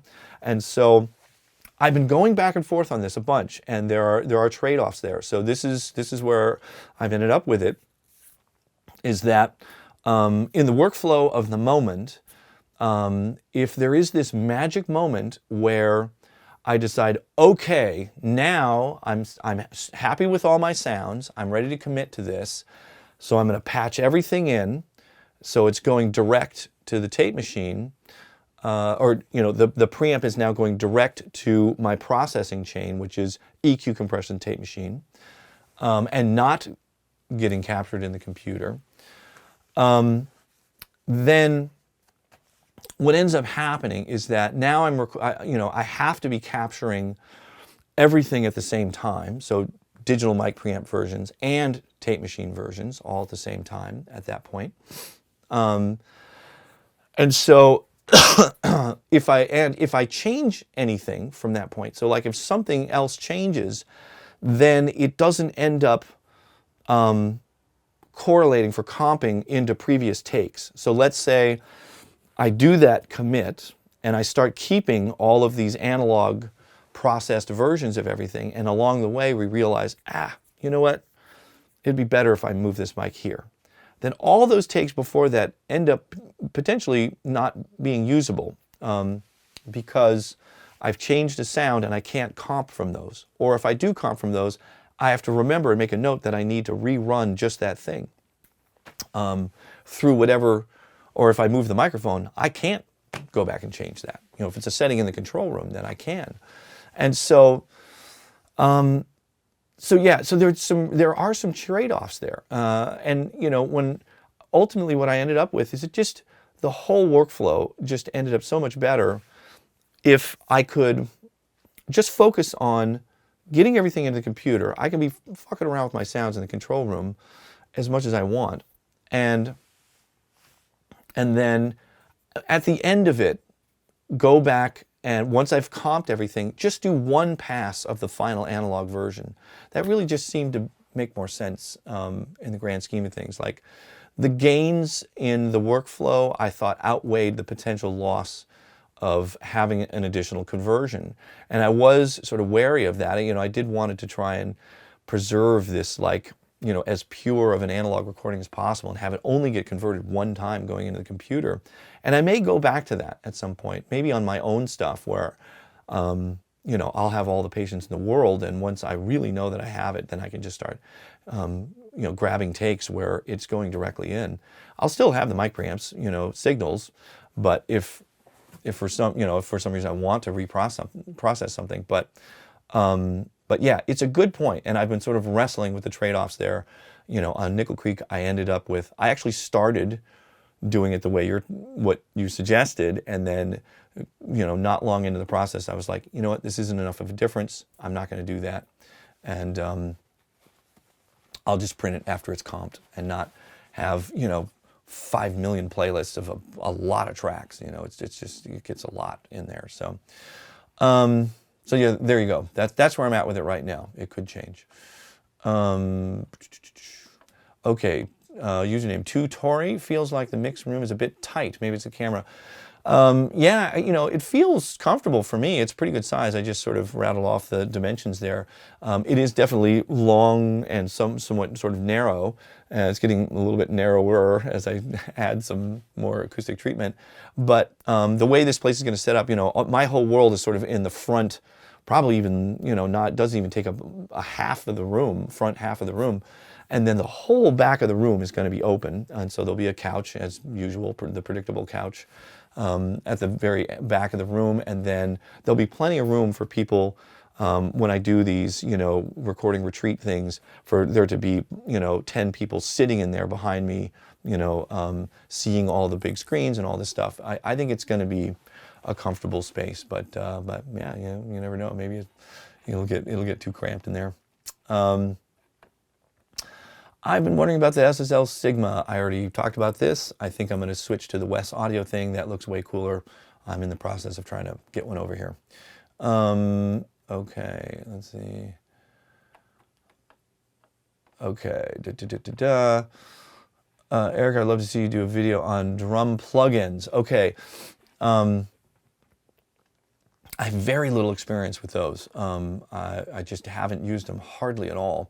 And so I don't really have much to recommend. I've used Battery with a collection of samples that I've sort of accumulated over the years. And most of what I'm doing is just supplementing a live recorded drum set. And so I'm very rarely building a drum track exclusively from a drum sampled instrument. Unless it's just a super quickie demo, just get an idea thing. So unfortunately, don't have enough experience there to feel like I could recommend something confidently. But you know, if I stumble across something that's meaningful for me, I'll certainly share that. Okay, username Nick. Of all the mixes you've worked on, is there one in particular that still has the greatest emotional resonance with you? One that still moves you the most when listening back? That's a cool question. You know, on, let's see if I go back, you know, on the first Smash Mouth record, you know, I just really love the Walking on the Sun mix. That was such a deliberate choice in the context of that record, you know, where everything else in that record was sort of this like punky, poppy, ska stuff. And that song was very deliberately made to sound like this kind of psychedelic garage rock thing. And I love that mix. It was, you know, a very intentional approach, and you know, in that particular case, I feel like I really got with, you know, so what I was picturing in my head really ended up coming out of the speakers, and it was just, you know, still when I hear it today, just love the way that thing turned out. Let's see, moving on. So on the Third Eye Blind record, I'd say God of Wine is the one that I still find. I just find that an incredibly emotional song in general. And you know, the song has these moments that are very expansive, and some transitions that I love in it. Okay, so then like there's a third Smash Mouth album. There's a couple of songs on that one. There's a song called Disenchanted that I really love. There's a beautiful transition where it starts off sounding like, you know, one of these like old, like a Brazil 66, you know, Sergio Mendes record or something like that. And this really ambient room thing. The song was built off of a loop that Greg used to write the song, and then we recreated it in the room, and it was so fun to do. I recorded it on an Ampex half-inch 4-track machine, and we had everybody set up in the room playing at the same time. At that time, Mike Busby was playing trombone live with the band, and we had people playing percussion and the whole thing, and it was so fun to do. And that's just a really beautiful, it does that thing when you record a bunch of people in a room and take the time to like get all the mics so they're just interacting in a cool way. And it's just a great, you know, big expansive stereo roomy thing, you know, a lot more of what I listen to now captured in that. And then Dwarves Must Die, the song Dominator. I think that is probably one of my favorite punk rock mixes, you know, I've ever had an opportunity to be a part of. I just love that thing. It is so just relentlessly pounding and bombastic when that thing comes in. I just love that one.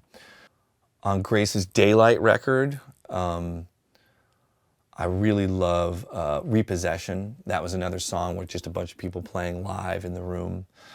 So that one and Back to Me are kind of my two favorites off of the Daylight record. I really liked off of her Midnight record the song Low. There's this cool percussion loop that happens on that song that we created. And then that song, there's a bunch of really neat, just big dramatic sounds on that song. Very, very sort of more cinematic sound to that track. That was a favorite of mine. I love, I did this little lesser known thing, the song Kissing Tree with this guy Spencer Lee Band. Man, that one, when the band comes in, whew, that's one of my favorites of all time. So satisfying. The cover of I'd Rather Go Blind, that was one that just, everything just kind of fell into place in a really beautiful way. Love that mix. Particularly, oh my God, the guitar solo in that is an amazing moment. That was a guy named Dylan Day. Ooh, oh God, what an incredible guitar solo there. On the Death from Above record, I would say Nomad. I love that track. Love the way it comes in. Love the way it feels. Oh man, this Greg Holden record. What an incredible record this is. There's a couple songs on there that I think it's just inherent in the songs themselves, but they really came together in a beautiful way. This song, I Won't Forget, like, that is just one of it's like equal parts the most heartbreaking and inspiring songs I've ever heard, just about the relationship between a parent and a son, a parent and a child. It's an unbelievable record, totally heart-wrenching. The song Boys in the Street, same thing. Sort of a similar context, relationship between a father and son. A son that's, you know, coming out as being gay, and that song is just incredible. This was all recorded by Greg Wells, and he did a just stunning job on this record, man. That is one of the most emotional records I've ever been involved with. I really love the Joe Satriani song, the one Joe Satriani song I got to finish, the song Time. I think there's some amazing dynamics and places where it opens up and beautiful scene changes and stuff in there. On the Nickel Creek Why Should the Fire Die record, Eveline was the one that I really loved on that one. Man, the bridge is the big moment on that one. Yeah, so there you go. There's a smattering of ones that still, you know, really resonate for me. Okay, so then username Anthony Crunk. Any plans on doing mixed breakdowns in the near future? Yes. You know, my stuff is just kind of tore apart right now, so I'm not really set up to do that. But once I get the new control room going, I'm going to dive back into that. We'll definitely, there's certainly more ground to cover there, you know, and yeah, we'll get into it. Okay, Brian Van Camp, in your description of the patch bay routing, placing EQ before compression. There's a bunch of questions about this. Best to handle dynamics after equalization, personal preference, my current setup is, okay, blah, blah, blah. Okay. Let's see. Okay, so this is how I feel about this. In general, and this is why I did it this way, and this is a question forced me to go back and think about, like, hey, do I really want to do it this way? And the answer is yes. It is intentional. And I would say most of the time, I prefer to EQ before compression, and here's why. I want to get all the frequencies in the instrument sort of balanced and in place. You know, like very often I'll have an acoustic guitar come in and it might be too tubby on the low end, thumpy on the low end. I want to get that in balance before I start compressing, because what will end up happening is the compressor will do these huge just grabs on low strings that are just like, it just pull the guitar out of focus, you know, like, or out of place. It just disappears because there's this low resonance that's completely out of control. And so, I like to try and deal with those things before I'm compressing, so I can have a more uniform compression across ultimately what I want this instrument to sound like. You know, if I'm compressing before I'm EQ'd, the compressor is really reacting to not what the sound is, you know, the ultimate sound that I really need it to be. And so I'd rather have it reacting to the balance of frequencies that are going to be the final thing. The rare exception is something like a snare drum, where there's just this trick of like doing a very aggressive compression on the snare drum and then using an equalizer to add distortion after the fact. And so that's sort of a rare exception. But most all the time, vocals, guitars, bass guitar, you know, any instrument that is playing, you know, across the frequency spectrum, or if it's like an overall drum mic kind of a thing, I would more likely compress after the fact. You know, if I end up like boosting a bunch of high end in it, I want the compressor to be aware of that extra high end that I'm boosting. And so, you know, you might end up having compress all the kick drum hits and then have the cymbals be too loud. So, so that's my general thought on it and why I set up the patch bay that way. I hope that makes sense. Okay, this is username Chris Dugan. Hi, Chris Dugan. We just ran into each other in LA recently, and I think the Sunset Marquee Bar or something like that. If this is the same Chris Dugan, I think it might be. RCA tube console, did you rebuild the power supply? I did rebuild the power supply, and I see where this is going.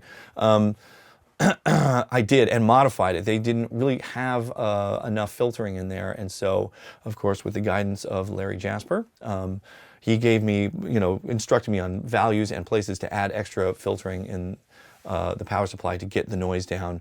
If I didn't do that, that thing would have been tough to use, because the RCA console was pretty hummy, and I think ultimately I may just chuck that thing and just start over with a new power supply from scratch, because as you say in here, you can make something that performs better than the original. It'll be more stable, it'll have voltage regulation, and more reliable, and have way less ripple, so less hum. All of those things will be better with a new power supply. Power supply is one area where vintage is, I think, generally not good. So, you know, and even though I rebuilt the power supply, it's been a little bit, you know, fussy. And so I think I want to just fucking do away with it. Good question there. Okay. Here's username I'm Always. Did I see a Biamp MR 140 spring reverb next to the analogs? You sure did. I love that thing. It's fucking cool, real trashy little spring reverb. Okay, DM Con. When you say finished tape machine recording, are you talking about just going through the tape machine preamps and back into the DAW? No, this is actually with the tape machine in record playing back off of the playback head. So it really is being recorded and played back off of tape, sort of in real time, but obviously it's delayed because of the distance between the record head and the playback head. And so the idea is, by saying finished tape machine recording, is that, you know, I'm doing all of my EQ and compression and stuff and going through the tape machine and hopefully getting a finished sound back in the computer where I really don't have to do much to it in the computer, and try and rely on plugins for compression, EQ, and color and stuff like that. Okay, what? Okay, so question about the Sigma Delta. I'm move on from that.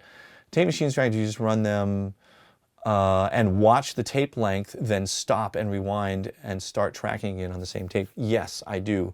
It would be way too expensive to keep running through tape. And the reality is that the tape will last quite a long time. You know, when you're actually recording something and keeping it on tape, you're constantly rewinding and replaying the tape to do overdubs or whatever. And so it gets played a lot, and then ultimately you mix it and play it over and over and over.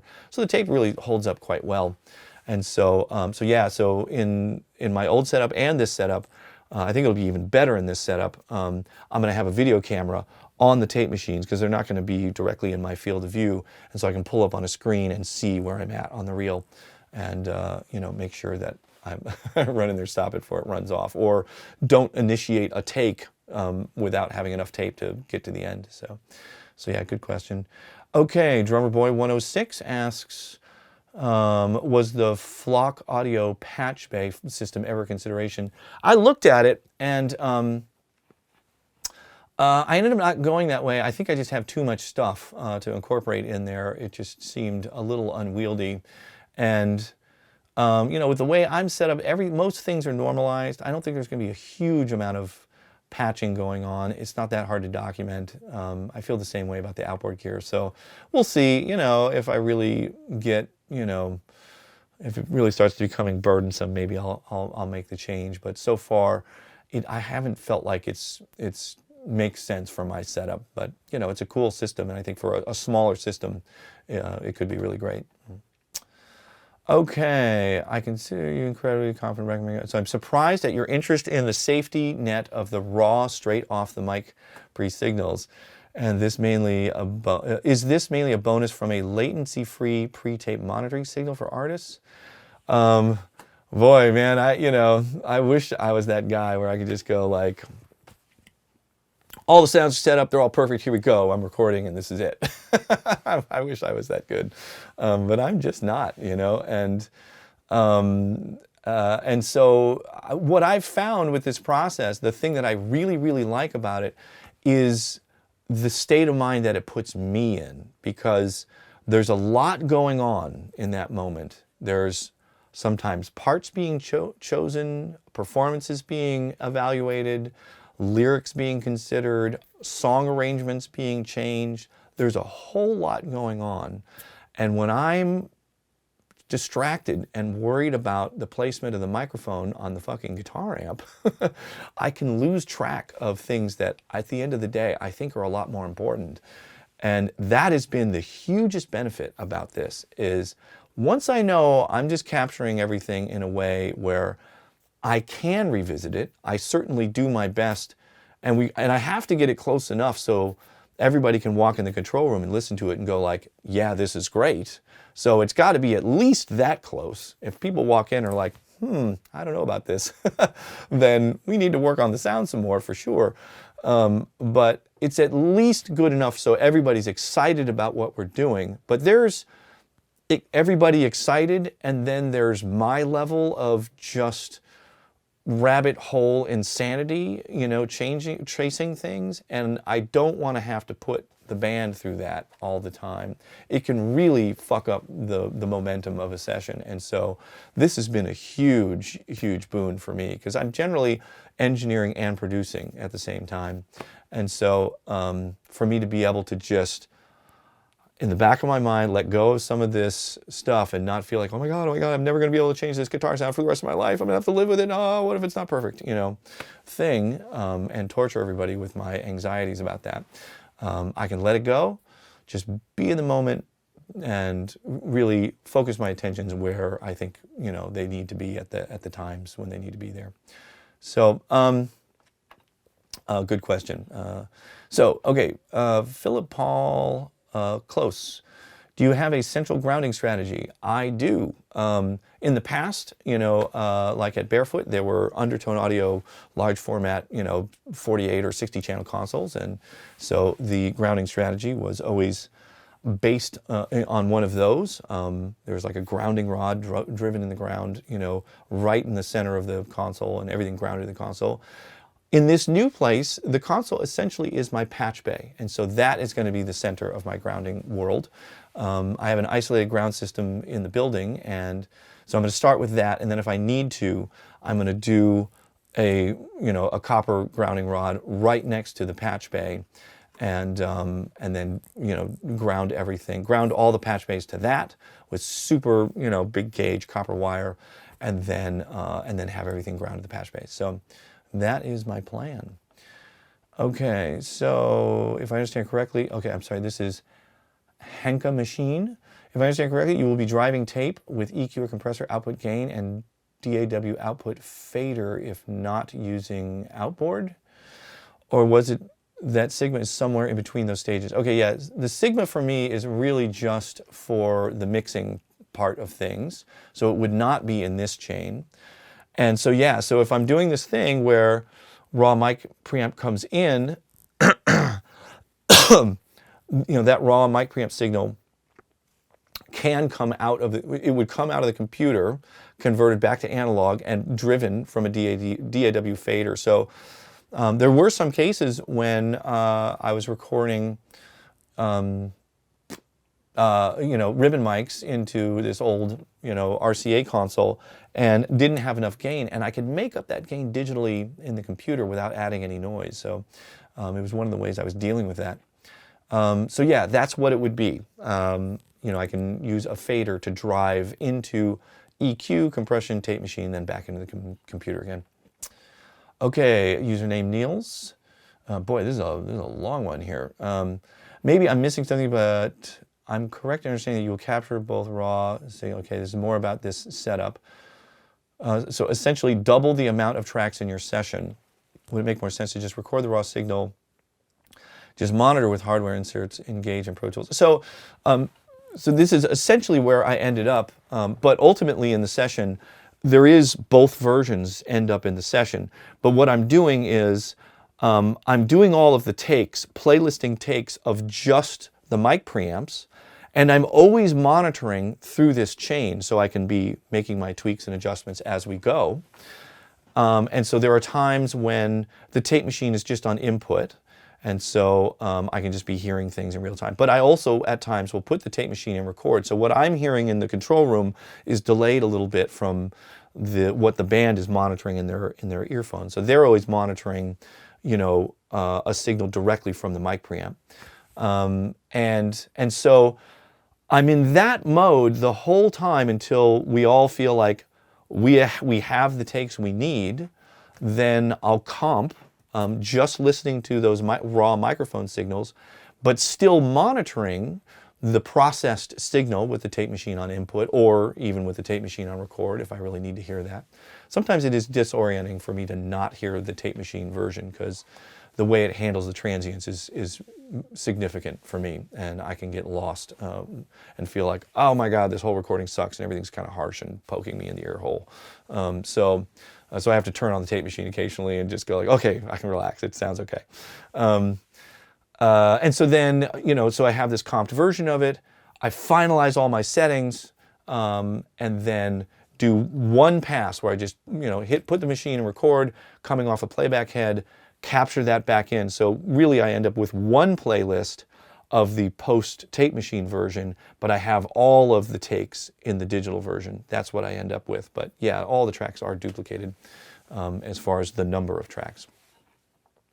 I only have the multiple playlists of the digital version. So yeah. Okay, Dave Wessner. Tip of the cap to Ken, the wiring fella. That finished stuff looks brilliantly done. I agree. I want to include that. A little shout out to Ken there because he's awesome and is doing a great job. Okay, Chris Young. Very much looking forward to learning more about acoustic design in the control room and live room. Question, why did you go with a more DIY approach rather than hiring an acoustical studio designer to design it? Was it more? Okay, yeah, so this is a good question. I could just hire somebody to come and do the acoustics. I have not had great experiences with acousticians coming into my control room, and I think in this process, I know why. It is because this is a very lengthy process, and there's only a certain amount you can figure out with modeling and computers and math, and there's a certain point where you just have to put the speakers up in the room and see what the fuck you're getting. And acousticians are really, really expensive, and I've had them come in for half a day, 5 or 6 hours of tuning a room, and not really make that much of a fucking difference. They'll EQ the speakers the way they like them, but not necessarily the way I want them, and, do a couple of small things. But like, acoustic treatment of a room is not something that happens in 5 or 6 hours. Like, it just doesn't work that way. In the process that I've been doing, I'm going to share all this with you. It's taken me almost 2 months to fucking tune this room. Because it's like okay, I want to do this like resonant metal absorber fucking thing in my room. You got to design it and then find a place that'll build the metal things and then have them get built and then have them show up, order a bunch of melamine foam, get it, have it cut to the size that you need, mount it on the wall. Like, it takes days to do that shit, you know? And put that shit all over the room and then put up a microphone in your listening position, pull up fuzz measure, go boop, and see what the hell you got, you know? And it takes days to get there. It's insane, you know? And you'll see in the process, it's like, okay, cool, well, that did something, but I still have a long way to go, you know? Like, they didn't solve all of these problems.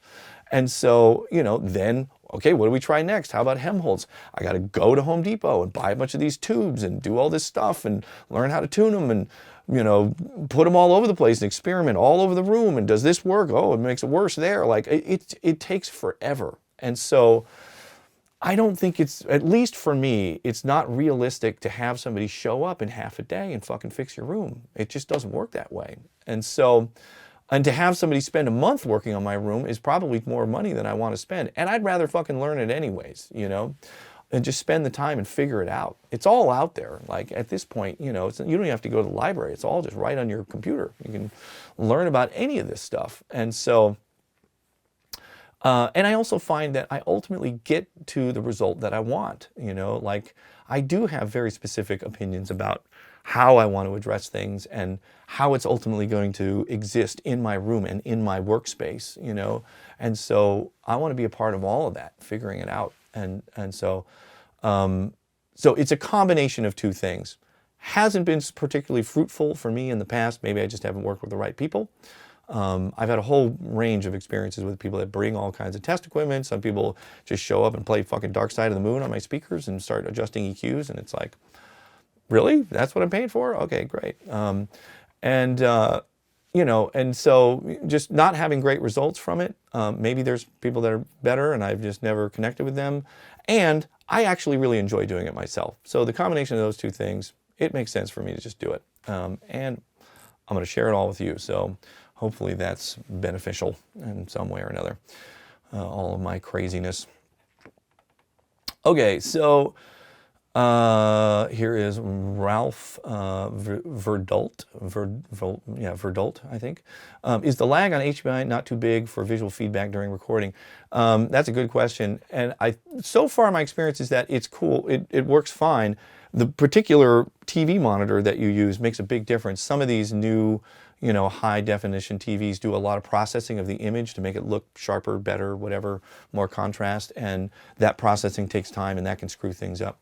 And so I'm careful about what I choose for that. Very low latency in the TV. As long as there's low latency in the TV, it's been working fine for me, but it's a good question.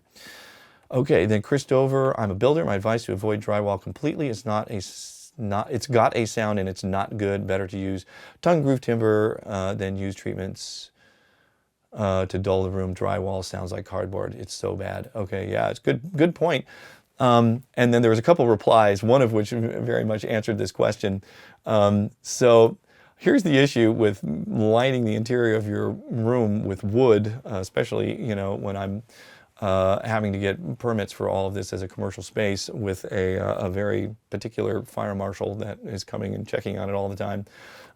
You can't do that. Like, I can't get a permit for this space if the interior is lined with a flammable material. I discovered that very early on.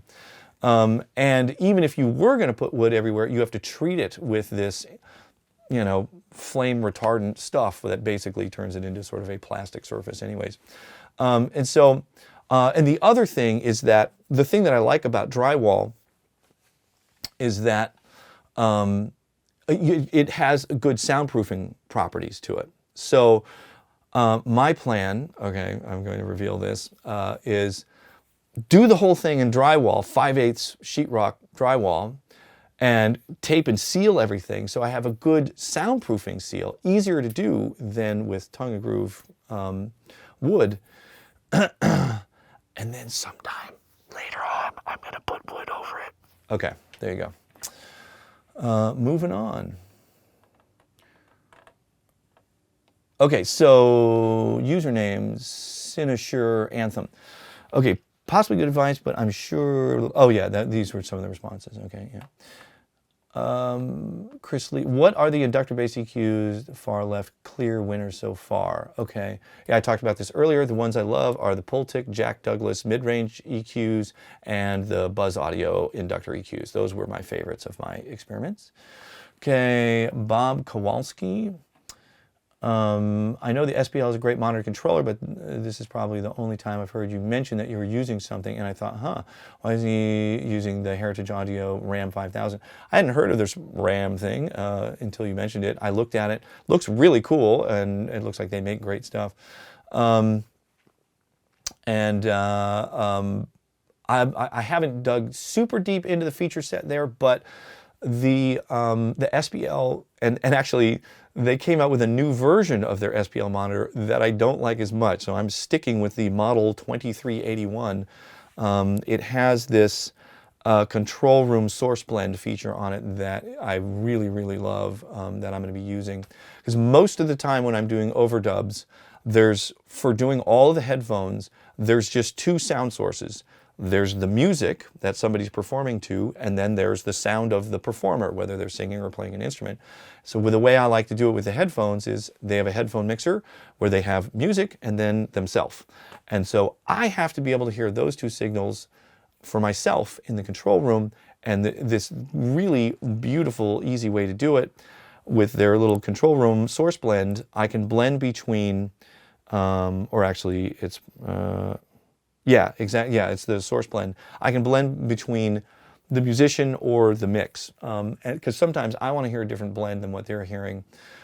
Hear just their performance way, way louder than the music and turn stuff down. So it's just a really handy way that integrates into my monitoring in a way that I like. So that's the main reason I'm attached to it.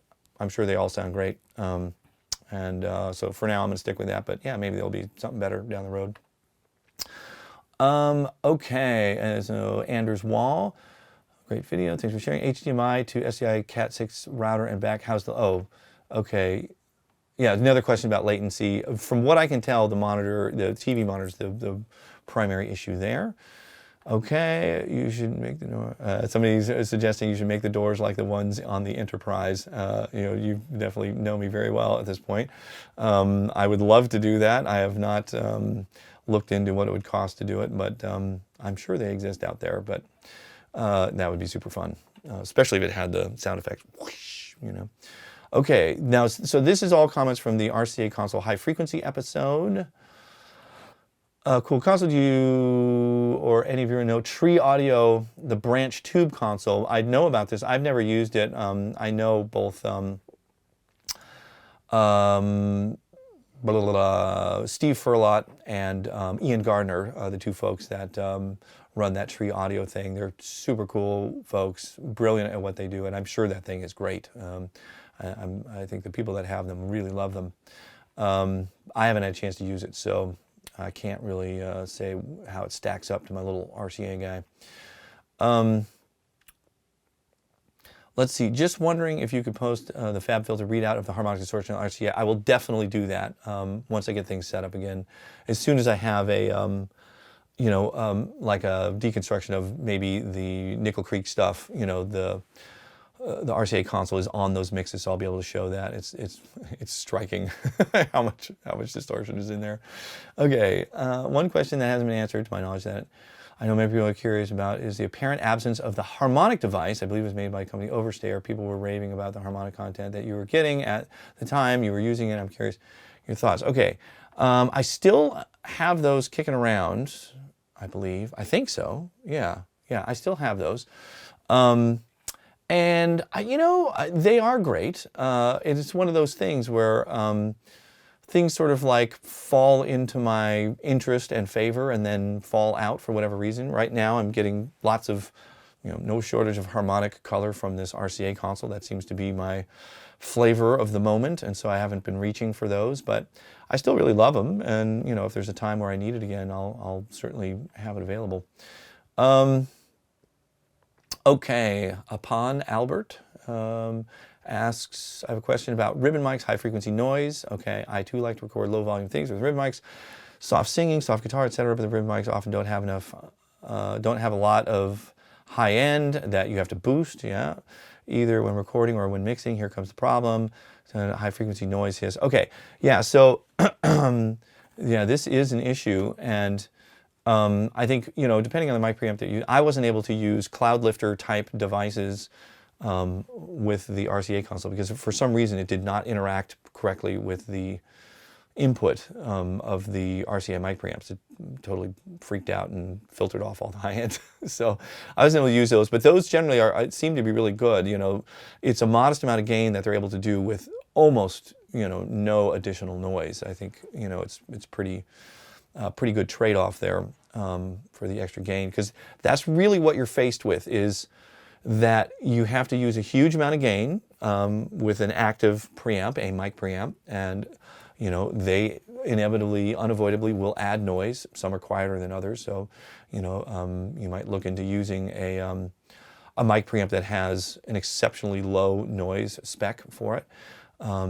And then, like all of us probably have experienced and needed to do, that ribbon mics, you have to boost high frequencies. And so it's that, high frequency broadband noise that ends up being kind of the most audible, and so it really can be an issue. So the solution I came up with the RCA console, I was using another preamp to boost before that, but then using a pad to turn down the noise floor of that preamp. That worked good. I was able to get a lot of gain while minimizing the noise. It was the only thing that worked with the RCA preamps because the cloud lifters didn't. And then when I'm mixing, I do strategic noise management with isotope. The spectrum noise thingamajig that they have. And so it'll take, you let it learn what the noise signature is. And the way I do it is when an instrument is very exposed, I turn up, the noise reduction that it's doing to sort of tame the amount of noise that you're hearing so it's not distracting in really intimate moments. And then as soon as everybody's blaring and you can't hear it anymore, I automate it away entirely because I don't want it fucking with anything when noise isn't an issue. I even do that in the mastering. So, because I master through an analog tape machine that has noise. And so as the song is fading out, I'm turning up the noise reduction of the isotope plugin. So I'll do it again there. And it's almost totally undetectable in that context, and the thing will sort of fade into nothing, into almost no noise. It really works wonderfully for that. But I never leave it on while the song is going. I just want to know. It probably doesn't matter. I'm sure it's invisible enough, but to sleep at night, I just have to know that it's not doing anything to my mix when I don't need it to. So I just automate it out. So yeah, hopefully that helps. That's how I manage that stuff. Nikolai Peterson asks, good channel, thanks and stuff. Can you please make an episode on how you build the resonant metal wall absorbers? Definitely doing that. It's coming. I'm debating about how I'm going to follow that stuff because it's all somewhat interrelated. As I said, I think I'm going to get to the end of the rainbow today. We're actually really starting to get caught up to present time here. It's getting fun and exciting. I can share all of this current stuff that's going on. And so yes, I'm definitely going to do that for sure. I have videos of what it all is and me testing all the materials and how to build them and mounting them on the wall, the whole thing. You'll see everything and how they perform. I'm going to show all that. Okay, somebody made a comment. Hendrix used a long coily guitar cable to tame the high end, so adding more length to the guitar cable, even though he wasn't, it wasn't extended, may have not needed all that length. So there's more capacitance in the cable. The longer the cable, the more capacitance. And then sort of contrasting that to how capacitance was adding high end in, the way it was applied in the RCA console. Very interesting sort of, contrast there. Somebody's saying these videos aren't long enough. Well, you're getting your wish right now because I'm looking at the clock and I've been talking for over 2 hours. You're welcome. Okay, so enjoying the videos. Would you mind speaking about the self-made tube traps? I'm definitely going to do that. And finally, okay, So it's wild that the cable capacitance matters so much on a relatively short run. Does this mean that every RCA console of this make design has the same discrepancy in frequency response?